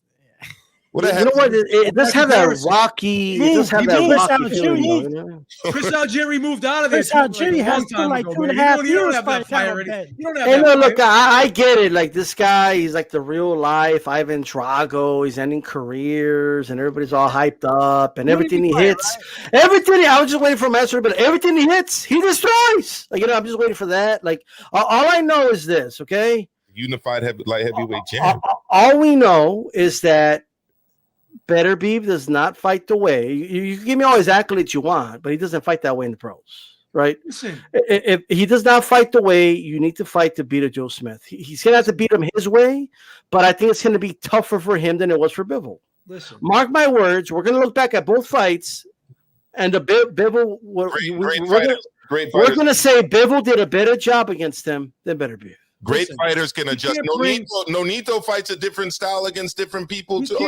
He can't bring those medals. He can't bring those medals and trophies in the ring with him and beat Joe Smith over the head with them. He's got to do it with these. He's got to do it with these. That's right. 17-0. Get me another shirt so I can rip it off again. But everything he hits, he destroys. 17 knockouts. Okay. Yeah, but he's only had 17 fights. Yeah. He has like Wilder had a great knockout streak too. Like Berlanga had 16 straight knockouts. Like, it is what it is. Yeah, but he didn't have. Berlanga, by the way, Berlanga's a dude that everybody says he had great amateur pedigree and all this other stuff too. He was never a naive level fighter. Let's not get out of control here. I'm just saying, he had a lot of amateur pedigree. They said. Joe Smith was a good amateur fighter too, man. He's not on the international level. He was a regional. He's from Strong Island. He was a regional amateur fighter, which is great. But we're talking about the high level amateur fighters. He's the best in New York. But that doesn't mean he's twinkle toes in there, Maestro. What I'm saying is twinkle toes in the ring or what? Like so he could box his ass off. He has a certain style. Kryptonite in his fist. You don't need to be twinkle toes when you hit like that. No, okay, but Howard Davis Jr. Howard Davis Jr. in 1980 was voted the best boxer on the Olympic team. Yeah, that's the United States. This is Russia. Okay. Who's the gold medalist that Ollie Harrison was a highly touted amateur dude?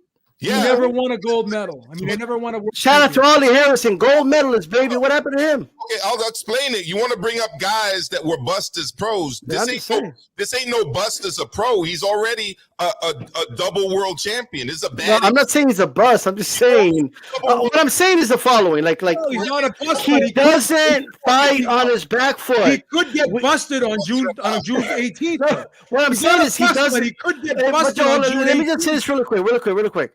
What I'm saying, he doesn't fight on his back foot. We can't just say, but he's an amateur, so he's definitely twinkle toes because look, he has all his amateur pedigree. No, he has a pro style. He always has. I'm gonna say, Mr. Beterbiev. Here's my brother Joe Habibi. He came down here for the fight from Massachusetts. Check out this crap he was talking on my show with him, man. He's gonna say, "I love Joe Habib. He's a great person." I'm gonna go to him all humble. Oh, hi, Mr. Beterbiev. Oh, I had you winning the fight, Mr. Beterbiev. That was such a great knockout, Mr. Beterbiev. I'm a 52-year-old man. I'm a 52-year-old man. Do you think he's gonna bully me? Yo, you like a black belt? What you mean? You out here training? What you mean? Oh shit! You put me out there, 52-year-old man with arthritis. It's gonna be an interesting fight, and arthritis in every joint in his body. By the way, the best part about this fight is, look, the winner, I believe it makes perfect sense. The winner should fight the winner of Canelo. Bivol. Absolutely. Canelo should be fighting the winner of this fight, regardless of who wins it. This is who I want to see Canelo fight. I mean, Canelo's a real tough test, but after that, Canelo could, do his thing against Beterbiev after he gets rid of. We said the same thing about Billy Joe Saunders before the Caleb Plant fight. All right, let's get moving. Let's get moving here. So, Edgar Berlanga, Steve Rolls. He failed to impress. I know we talked about this already, Maestro, but let's get the whole panel's opinion 100%. On this. Is this man overhyped, overrated, and can he improve? Kenny T, I have to go to you first because I know that you're going to say some things that are going to be very interesting. I appreciate it, brother. All right, so Berlanga definitely, I think, has a lot of room for growth, and I think he will definitely grow. The kid is 24. People don't give him the slack because they be like, "Oh yeah, but look at the Mexican monster. He's 24. Look at Teofimo. Ryan Garcia ain't done nothing.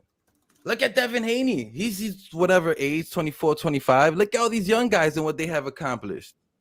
And look at him, this overhyped first-round knockout artist.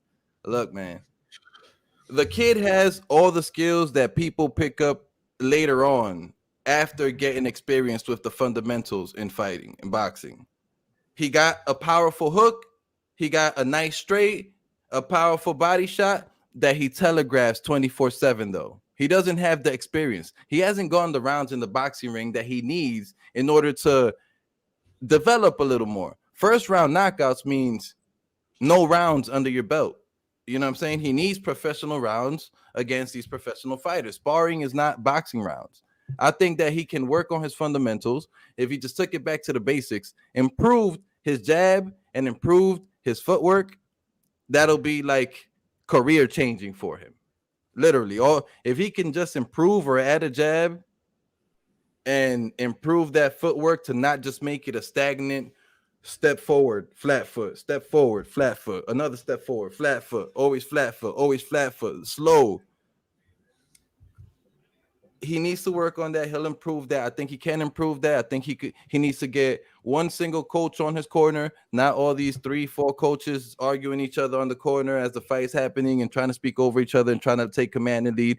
He needs to stick to one coach, really focus on that jab and that footwork, and that'll bring a world to difference. And I think that the next level of opposition that he should fight should be equal caliber to Rose and Coceres. I don't think he's ready for no better opposition. I don't think he's a hype job. I think people are just too excited to see first round knockouts and was expecting this guy to be like Triple G, because Triple G was getting shitloads of knockouts back in the day and all that stuff. But Triple G has proved that he's better than people have thought he was. Look at the Triple G performance against Steve Rose. Look at the Berlanga performance against Steve Rose. Edgar Berlanga should not be calling out Triple G and should not be calling out any top caliber level fighters.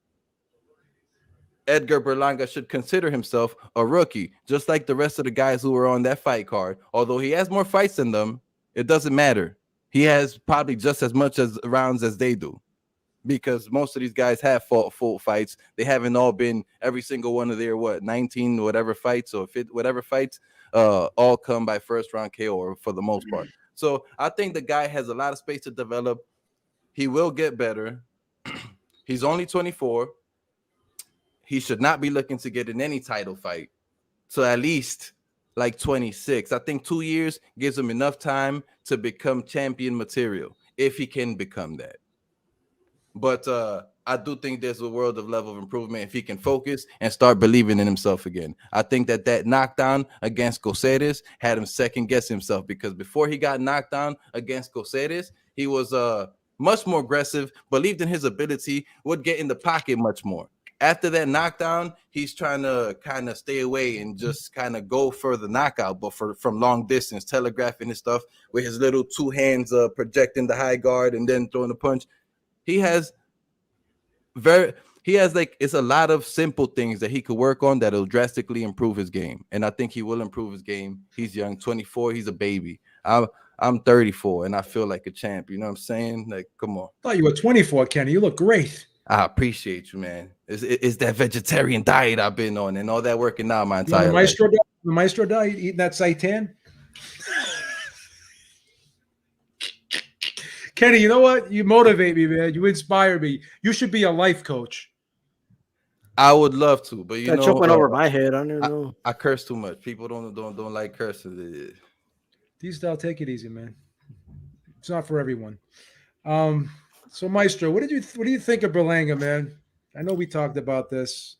Yeah, look, I like Berlanga. You know, early on in his streak, I wouldn't say early on, it was like around 13, 14 knockouts. I was doing a little shtick where I was like fanboying for Berlanga really hard. But the fact is that doesn't blind me from the reality of the situation. And the reality of the situation is that as basic as the kind of things that Kenny has outlined may appear to be, it's quite difficult to essentially unlearn all of the bad traits that you've developed through many, many years of fighting as an amateur and now a pro, and kind of rebuilding it again and doing something new. Now, I'm going to Cuba next week, and while I'm there, I'm going to be visiting gyms, amongst other things that I plan to do when I'm there. And in Cuba, the first thing they do with the youngest of the young kids when they're training them to fight is footwork. It's literally drilled and drilled and drilled. You know, how to move your feet, right? How to move at angles, how to retreat at angles, you know, how to move off of a counter punch, how to move into it. Like it's the amount of footwork they teach over there is not the kind of thing that can just be taught to someone who is essentially a finished statue that now you're going to try to chip away at, as opposed to a mold that you're putting together from the ground up. You know, the question for me is, can he improve? Yes. Will he become like an undisputed world champion or unified world champion? I find that highly doubtful, to be honest with you, especially if guys like David Benavidaz Jr. and David Benavidaz, it's Jose Benavidaz Jr., David Benavidaz and David Morrell Jr. are sticking around, because those guys who, like I've said before, around the same age as him, are much, much more advanced than him. And they're set in a style that works very well for them. They don't need to unlearn things and then relearn new things to replace the old thing. What they've learned over many years of amateur and now pro fighting works for them, and works for them very, very well. The task at hand right now, and Kenny, you talked about it, the multiple voices in the corner, right? I mean, you got three different guys trying to do three different things, and we talked to Andre Rozier, his trainer. I mean, he needs one voice. If I was going to pick amongst those three, it would be Andre Rozier. But it's a tough task. It really is, because the moving in a linear line, forwards and backwards, the telegraphing your punches, right? The inability to transition from offense to defense and literally have to punch and then back to defense and shell up and then punch again. Rebuilding that's a difficult task. That's how he, as you said the other day, Joe, that's how he shoots his jump shot. Gotcha. Yeah. All right. D-Style, what's going on, man? What do you think of Berlanga? You think he's overrated? They can get better.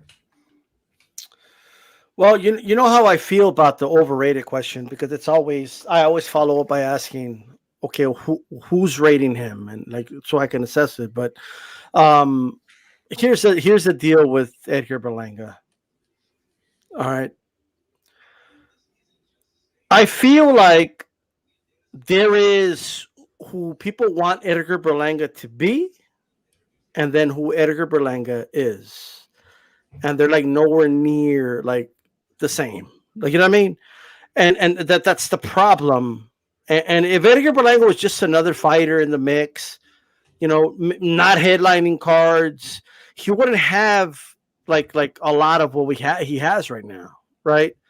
And I want to, and I'm trying my hardest to like be understanding and be like, you know what, like I think he has time to develop.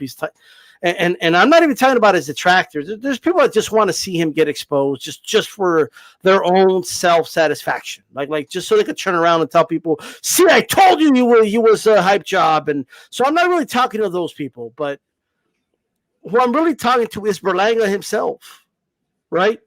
Because he's not saying the right things. And if you're not saying, like, if you don't admit there's a problem, forget the discussion of whether you can fix the problem or not. Well, if you can admit there's a problem, you're not going to fix the problem. And even though he had those first 16 knockouts, he really isn't like that. Like Wilder's a more devastating puncher than him. You know what I mean? Like there's dudes that I've seen that are way more devastating as punchers that could get away with this more than him. I'm not saying he doesn't hit hard. He does, right? You could hear it, like especially when guys block his punches, and that's part of the problem. Okay, like to me, after the Nicholson fight, what did he do? He didn't do anything special. He just survived the early storm, stayed away from him, right? Like just stay away from his power hand pretty much the whole fight. Okay. Just stick a jab in front of him, make Berlanga think a little more, you know what I mean? And also try to get Berlanga, to follow him. Well, once he realized, oh, this dude's following me. He's not cutting out. He's following me. It's like when I move, it's a yellow brick road. And Berlanga just follows it like in Wizard of Oz. He just follows the yellow brick road, like the whole damn fight, right? And to me, like it's obvious, okay? It is obvious to me that he learned nothing from the first 16 fights, okay? Because you can't learn anything in those first 16 fights. There's nothing to learn, right? But I kept being told, oh, no, believe me, he can. We had a dude here on this roundtable telling us, no, he could box. I seen him in the gym with my eyes. I vouch for him. He could, like okay, well, it doesn't mean shit. Okay, then we're not seeing it manifest. which it's not. There's nothing like a real live, real fight stress environment to show me you could do this shit, right? In the NFL, we always hear stories of the kickers that could kick a 60-yarder all day, and then with game time they can't do a 40-yarder because it's different, right? And Edgar Berlanga, I don't know if he could fix this. I just don't. But what I will say is I'm willing to give him a chance, but the attitude needs to change. You need to stop saying things like, "Why did I take him out? Because he didn't bring it to me." He was running the whole fight. Well, that's not good language, bro. Okay? Him, Rolls, Nicholson, who had been knocked out 3 times already early in fights, by the way. Okay, he was put in there for you to knock out, right? Guys know it's actually a very simple, like boxing, the sweet science is a very complex sport, but the blueprint to like beat Berlanga doesn't look that difficult. Like it's just stay away from him in the first 2 rounds, and then it's going to follow you. It's going to start getting desperate, and the openings will come, and utilize a jab because Rolls took too long to utilize a jab, right? Start utilizing the jab, you'll start picking him apart. It's going to start getting desperate, and last but not least, he's obviously looking for a knockout the whole fight. The whole fight, the dude is looking for that big home run hit, right? The whole fight. You can't fight that way. All right. If you go in there thinking, "Oh, I'm going to go in there just try to knock the dude out, like I'm going to land that one big punch," you ain't going to win. Okay. We made fun of a former world champion for saying, and you guys know who this is, "Oh, they got to be perfect for 12 rounds. I only got to be perfect for 2 seconds." Okay. Well, if that didn't work for Wilder, who was a much more devastating puncher than you, it ain't going to work for you either, brother. All right. He needs to go back. He needs to go to the drawing board. He needs to improve. Will he do it? I don't know, to be honest with you. I think Top Rank's going to cash him out. I think Morrell, great points, Esau. I actually think Morrell Jr. is a better puncher. Yeah. Thank you so much, Virtuoso. He said, "Maestro, I'm going to need you to smuggle Andy Cruz out of Cuba. And if that can be done, Maestro will do it. He's the man for that." All right. Drew Evo. What's going on with Berlanga? Can he get better? I think Top Rank has lately been really bad with headlining, with picking headliners to main event their cards lately.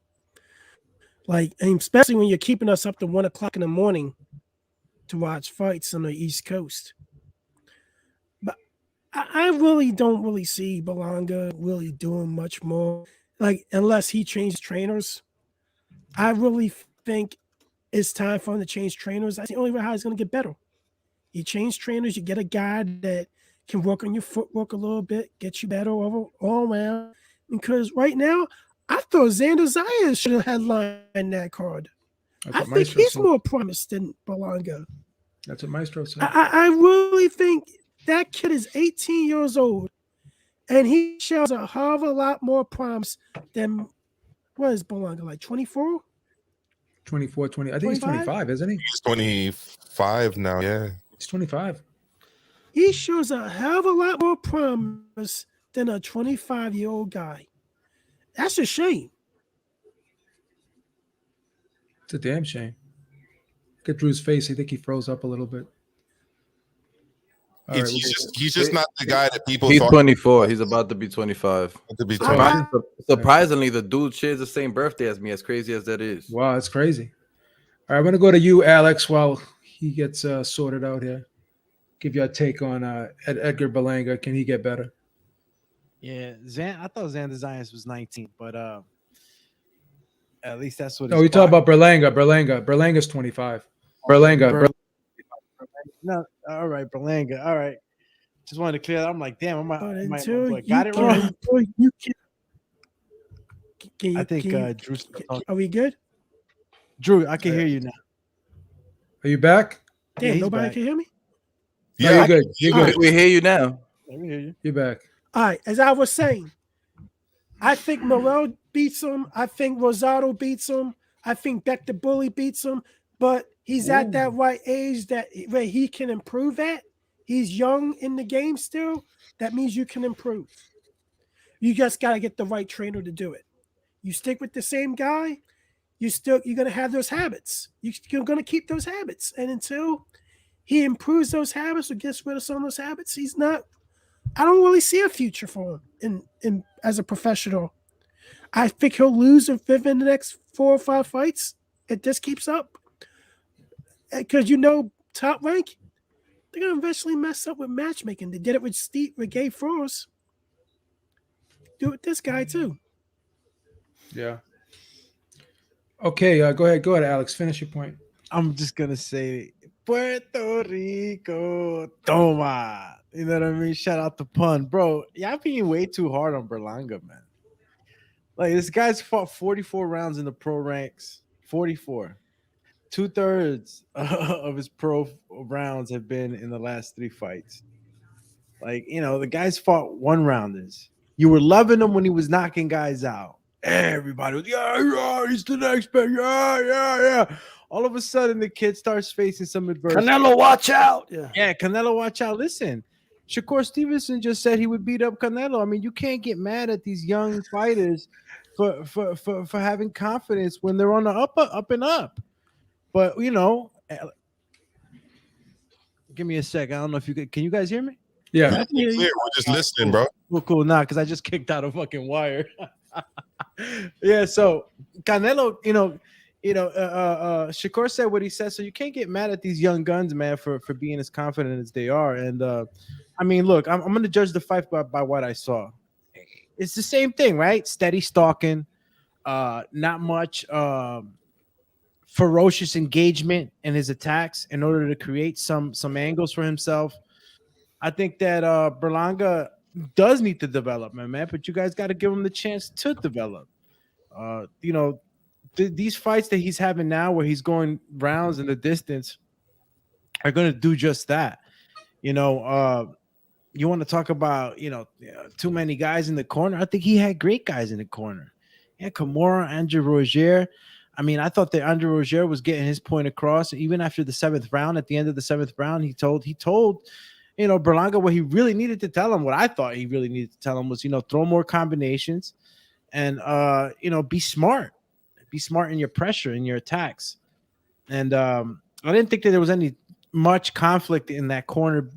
What I think that is that the development of the style hasn't fully come to fruition in order for him to start, using other things. Look, the reason he's not developing as much as he should also is because Styles makes fights, in my opinion.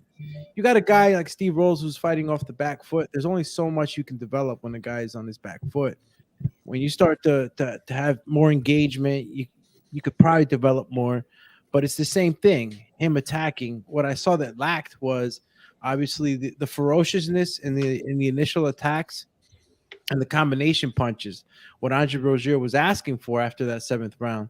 So I thought that, he kicked up after the 9th. It was smart on his corner, kicking up the last 2 rounds to make sure he had it in the bag. But I think we're being too hard on him. I mean, I see the clips of him in the club and people, people are clowning. People are clowns, bro, saying that he's celebrating for no reason and what the fuck is he doing in the club? Like, come on, let the guy celebrate. Put the gloves on. Let me see you in the ring. When these guys start talking so much shit, it's like, let the guy live, man. Let the guy live. Fucking kid live. And eventually, YOLO. If he's good, YOLO.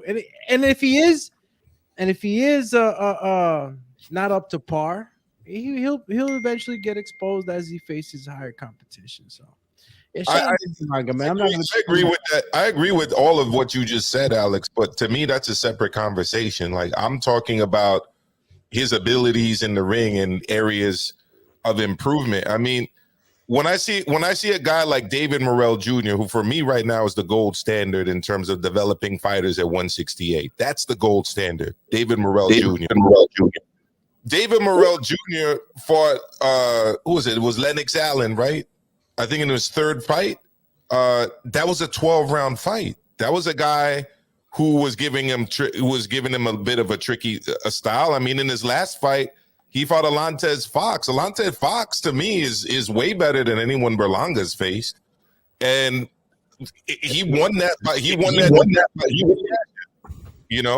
We've also seen guys like Mario Abel Casares The guy that beat Julio Cesar Chavez Jr. tried to take it to him, and he had absolutely destroyed. So we've seen him do different things. We've seen him box. We've seen him be aggressive. We've seen him be a counterpunch.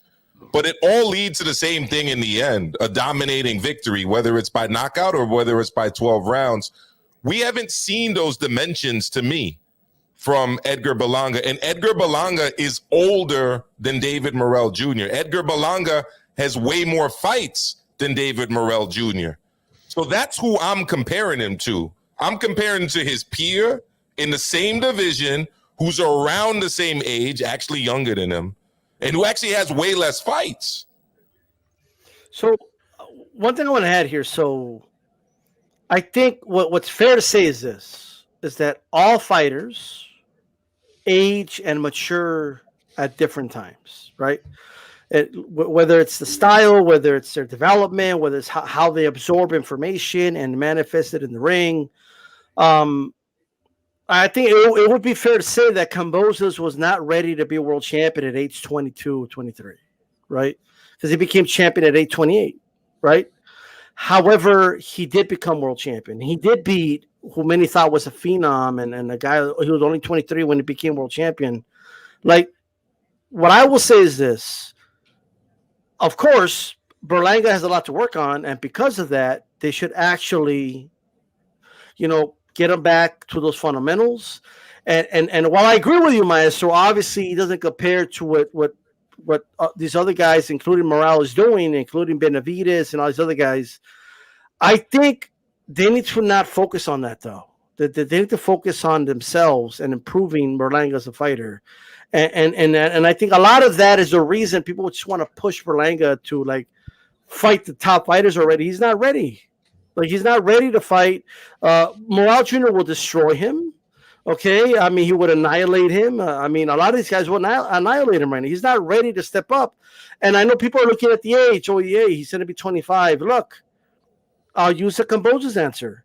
Kambosos got his title shot when he was ready. Kambosos didn't get it till he was 28 years old. So yeah, I think everyone gets their shot and matures at a different time, is what I'll say. I agree with that 100%, and that was a great point. The difference, though, for me with Berlanga is that they already have him headlining the fucking Hulu Theater. They didn't have Kambosos headlining major venues before he fought for a world title. So the question is, we're all saying it's going to be a struggle to step up. Do they put him off TV? Do they demote him from being an attraction and a main eventer at the Garden? Because once you've brought him up to this level, it's difficult to try to go backwards. And if you're going to stay as an ESPN main event, headlining a major venue in Midtown Manhattan, in New York City, the Big Apple, well, at that point, you got to keep the good opponents coming in. Because you can't go backwards now and still go back to the Hulu Theater and main event. Just put Sandra on the main event. You got to like. What they would do is do a co-main event thing. They ain't gonna be like that's all they gotta do. Main event. All right, let's bang out this last topic real quick, man. Let's bang out this last topic. I just want to say one more thing. The only thing I like about Berlanga was the girl he brought in with him. She is hot as hell. Shouts to my Puerto Rican women. So, very interesting headline that I read the other day. Canelo Alvarez came out and said that Andrew Ruiz doesn't come to the gym anymore. He hasn't been there in weeks. So is he going to be the next guy to leave the stable? Because I saw him on Instagram with another guy holding mitts for him, and he was working out. So I don't know if he already left Reynoso or if he's contemplating on leaving Reynoso. There's talks about him fighting Luis Ortiz next. So, he seems to have another fight coming up soon. What's going on? Is he going to leave Reynoso or what? What's going on? Drew. I thought the guy he was red punching man had a Canelo hat on, but I don't know. I don't think so. Andy Ruiz is an odd one, to be honest. Like, one minute you think he's taking it seriously, next minute he's not. It's very odd because I think that maybe he's kind of jealous that they have two heavyweights in that camp, him and Frank Sanchez. And I think he thinks they show more promise with Sanchez than him because he's more skillful than Andy Ruiz and he has the weight issues. But I foresee him leaving based off him with Frank Sanchez, because eventually for him to be world champion again, he may have to wind up going through Frank Sanchez. Just like Frank Sanchez, if he wants to be world champion, he's going to have to go through Andy Ruiz. Maybe. So that's a conflict of interest right there. So, Andy Ruiz is going to look at it like this. Do I really think I can really develop and become a world champion again with Reynoso, knowing that there's another heavyweight in the shadows, training also, and is almost ready to be a challenger for a title? I think he leaves. Yeah. What do you think, Kenny? Definitely some great points, Drew. I think he's also gonna leave. Eddie Reynoso just doesn't have the time. You know what I'm saying? As you heard Ryan Garcia saying, Canelo picks up the phone and says, Eddie, come to my golf tournament. Eddie, let's go on vacation. Eddie, meet me here. Eddie. And Eddie drops whatever fighter, whoever he's working with, and goes to meet Canelo to do whatever it is that Canelo requests. We don't know if it's true, but these words did come out of a boxer's mouth, and there has to be some type of truth to it. It would not be said if there wasn't some type of truth to it. Therefore, with all of the other fighters that Eddie Reynoso have that are much more promising and much more prominent at this current moment than Andy Ruiz, I think he's gonna leave. I don't think that Eddie Reynoso has the time for him to take him seriously. And also, the Reynoso camp, they don't play games. If you're not showing up to train, fuck you. They're not gonna take you seriously either. You don't take them seriously, they're not gonna take you seriously. That was one of their problems with Ryan Garcia. So I see Ruiz leaving, and I hope he does get the fight with Ortiz, so it doesn't happen with AJ. But I think it's a damn shame that he's not trying to fight Chisora either, bro. He's talking about more money for Chisora, but then you're trying to set up a fight with Luis Ortiz, a guy who almost got knocked out by Charles Martin in his last fight. I heard somebody said in the comment, it's very, very factual. He almost did get knocked out. He could barely hold his breath. So I do think Ruiz is leaving, and it just is what it is, and he should. D-Star, you think Ruiz is going to leave, and do you think he should? I always felt like he was going to eventually leave. Like what happens with guys when they want to prove something to the world, like they'll like, I'm not the guy you say I am. Look, I'm going to go with Reynoso and I'm going to show you. And then after a fight or two, and I think Aram spoke about this before too, right? Where he said, like, look, Ruiz would always come back. He would show like dedication for 2 or 3 fights, and then he would go back to the same old Andy, right? Andy Ruiz. Well, let me first say this. In all seriousness, I'll never forget what Andy Ruiz accomplished in, I believe it was August. I could be wrong about the month, but August 2019, when he defeated Anthony Joshua for the heavyweight championship of the world in Madison Square Garden. I think it was June. Sorry to interrupt. June. Okay. I think it was all right. June. Okay. So no one will ever take that away from him, like what he accomplished that night, right? And I think it was a big deal for the sport of boxing, and I was proud of him. I thought he accomplished something great, but unfortunately, he did what, ironically, a lot of his detractors said he would do. He was going to celebrate a little too long. There was concerns he was going to do the same thing Buster Douglas did, to celebrate a little too much and gain weight, and that's exactly what he did. So, and then. He came back for the Arreola fight and showed dedication or whatever. But after getting knocked down, like I don't know if he thought like Reynoso was going to give him this magic touch and like turn him into something he's not or what. I don't know, but he might have some second thoughts and he might be. I mean, I don't know. I'm not in his mind, but I always question the training videos because like. There was one video I saw, and maybe I'm reading too much into this, right? But he had the jump rope, And it was obvious he was not jumping rope until the footage started. And he starts jumping the rope, and then it lasts like 10 seconds. And I'm like, bro, you literally told somebody to like, hey, tell me when you start filming to start jumping rope. Like, you're not organically doing workouts, and they're just organically just taking film of it, which is the way it should be. Like, to me, that's always been a red flag with me, right? And it's always been a red flag on the pictures he was putting out before the Joshua rematch. It made him look thinner than usual, and a lot of people thought I was joking, but I said, yo, this dude is using the filter that makes him look thinner. Like, these times I do it. Dude, that's what he's doing. This dude is using a filter that makes him look thinner. Like, why is he doing that, right? And remember the one filter he had when he was kind of like leaning against the speed bag and he looked all thin and like, dude, like who does that, right? And then the fake workouts and all this. Look, all I know is this. I want to be wrong. I want him to prove me wrong.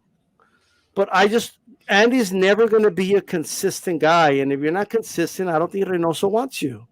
I just don't. That's how I feel. Okay. And if he's feeling some type of way because, his Cuban stablemate is getting more attention or whatever, then that's stupid to me. Like, you should focus on yourself, And at the end of the day, it all comes down to Andy Ruiz. I do believe if it's not for this next fight or afterwards, Andy Ruiz will not be in 2023. He will not be part of the Reynoso gym. All right. I don't think he will. I think Andy Ruiz will go back to same old. I hate to say that, but he's going to go back to the same old. Like, you know what I mean? The same old dude that, Eddie Hearn motherfucker showed up with a tray full of fucking tacos for him. It was eating them with the Saudi prince. But how are you eating? Yo, like Eddie Hearn's like, yo, I want you to show the Saudi prince how you put salsa in a taco and eat it. Like what? And then he showed them like, oh yeah, look, I like putting this salsa here. Kind of hard to pass up though. That's kind of hard to pass up. Come on, dude.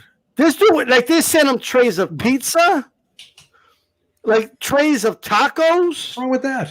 He was trying to get sponsored for the heavyweight championship of the world that week. What do you mean? What's wrong with that? Wrong with that? Look at the result of what happened. Like, dude, he looked like a walrus. He almost had him too. Dude, have you seen a walrus like from the chin all the way down to the chest, like for double chin? Yeah, like the chin went from ear to ear. I don't think the food was a problem. They put something in his water, man. It's not his fault.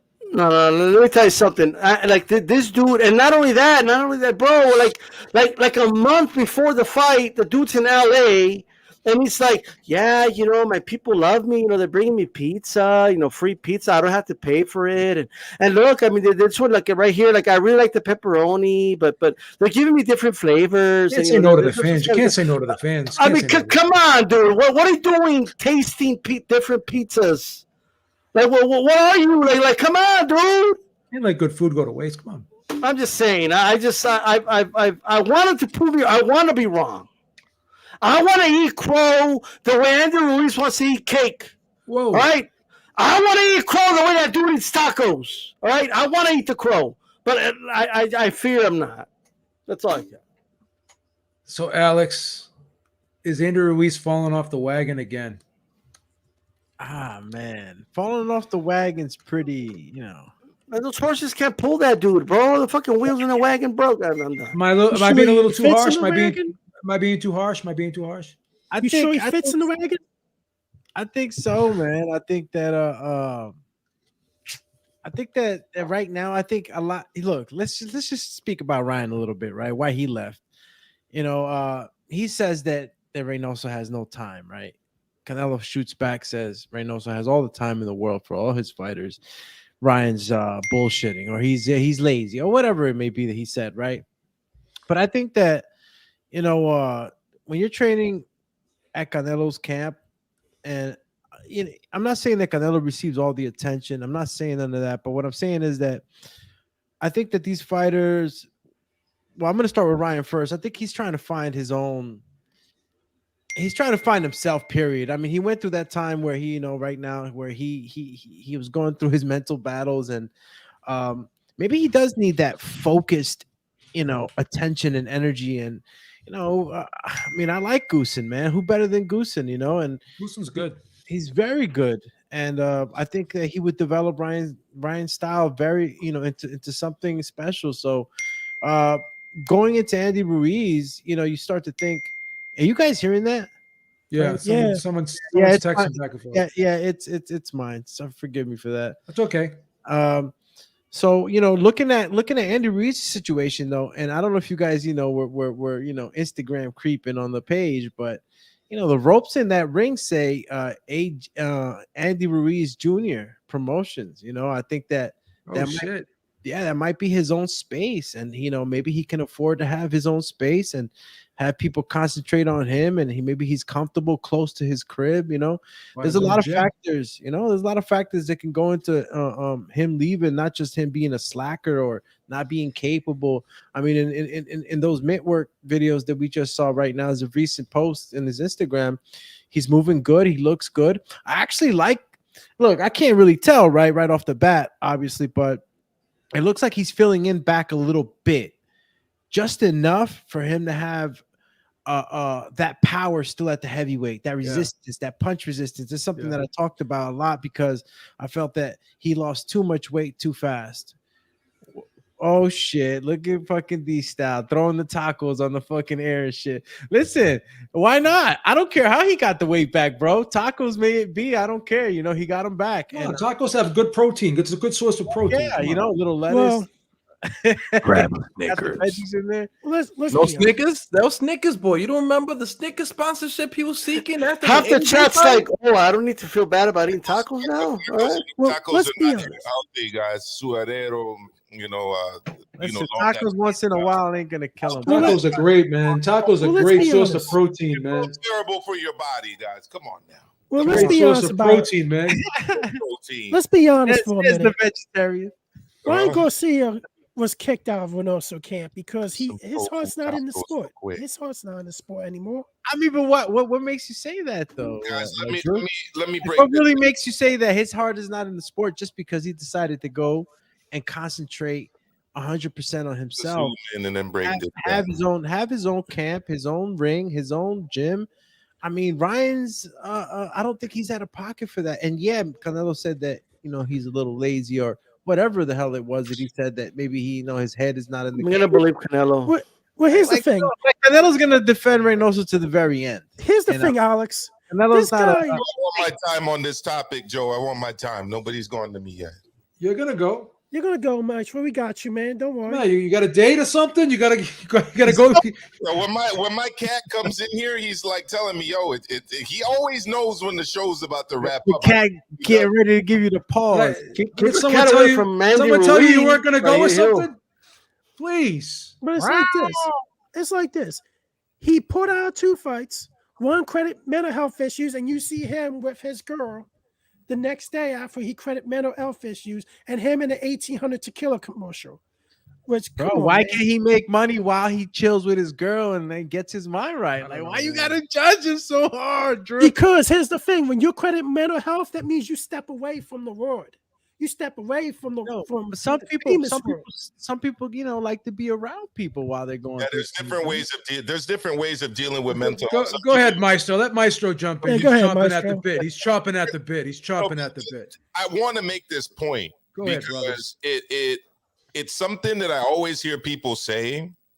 Let me get you guys the solidarity fist right there. But people have to stop comparing their relationship with Reynoso to Canelo's relationship with Reynoso. Reynoso's trained Canelo since he was an amateur, but just as importantly, and this is to Kenny's point with the whole, he goes to his golf tournaments and everything else. Guys, Reynoso's not just Canelo's trainer. He's Canelo's manager. And he's not just his boxing manager. He's his business manager. He's compadre. Right?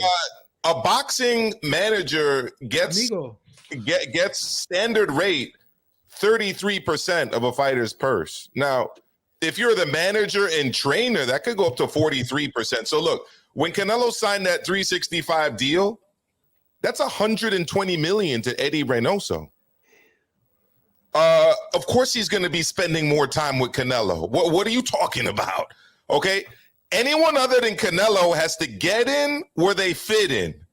And if Canelo's fighting 4 times a year, well, then you better be ready to train when Canelo's not training for a fight, okay? Because if Canelo's training for a fight, hell yeah, his business manager / trainer / almost father figure guy in Eddie Reynoso is going to be getting his time.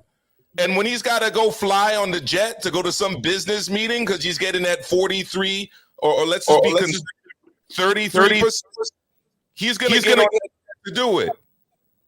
Right? So, people, I mean, if you're Ryan Garcia, you got to understand that. If you're Luis Neri, you got to understand that. Okay? If you're Andy Ruiz, you got to understand that. All right? Because I can tell you one thing. JC Martinez understands that. Frank Sanchez understands that. They get in where they fit in. They get the good work that they can get when they can get it. And the rest of Eddie's time is with Canelo and with his family. Because you don't turn down the dude that's getting you 33 to 43% of 9-figure checks. Okay? It's not going to happen. And I'm going to leave it at that. Yeah. Ryan wants somebody that's going to be at his beck and call and shit. Like a freaking Canelo's trainers just going to be there whenever you decide to show up. I don't know about that. I'm just going to say that. But I will say this. Just one more thing I want to say before anything. Okay? Yo, like Andy Ruiz, like seriously, has like an eating disorder. Like I'm not trying to be funny. Whoa! No. Like this dude. I'm hear just saying. No, it's because, like, in other words, how do you let the rival promoter show up with a tray of tacos to your fucking? Oh, you're gonna kill him with that. You show up like I'm just saying. You showed up with a tray of tacos, the ones you have to wheel in, okay, with the Saudi prince, the shadiest country in the world. With your rival promoter, all right, and you just start eating. You can't help yourself. You have to eat the tacos. Like, what do you mean? I'm just saying. I just want to put that out. What would you have done? I would not have eaten the tacos, bro. Well, if me and Alex, I'm gonna fight these two fighters, I'm not gonna eat the food they brought to me. I'm just not. You know what I do? This is what I do. I send my team to go buy food in Saudi Arabia for me, or I have my own fucking chef there to make my food. I don't have the rival promoter with the Saudi prince show up. Oh, he really wants you to show him how you eat tacos because because you're Mexican, right? And since you're Mexican, you got to show him how tacos are eaten. So by the way, how complicated is it to eat a taco? By the way, it's not complicated at all, bro. Like oh yeah, show him, Andy.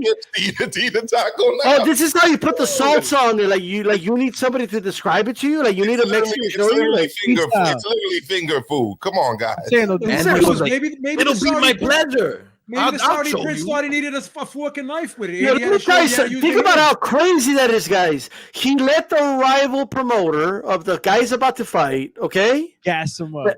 Like bring up food to him with the Saudi prince, and then he totally just ate the shit. That's crazy.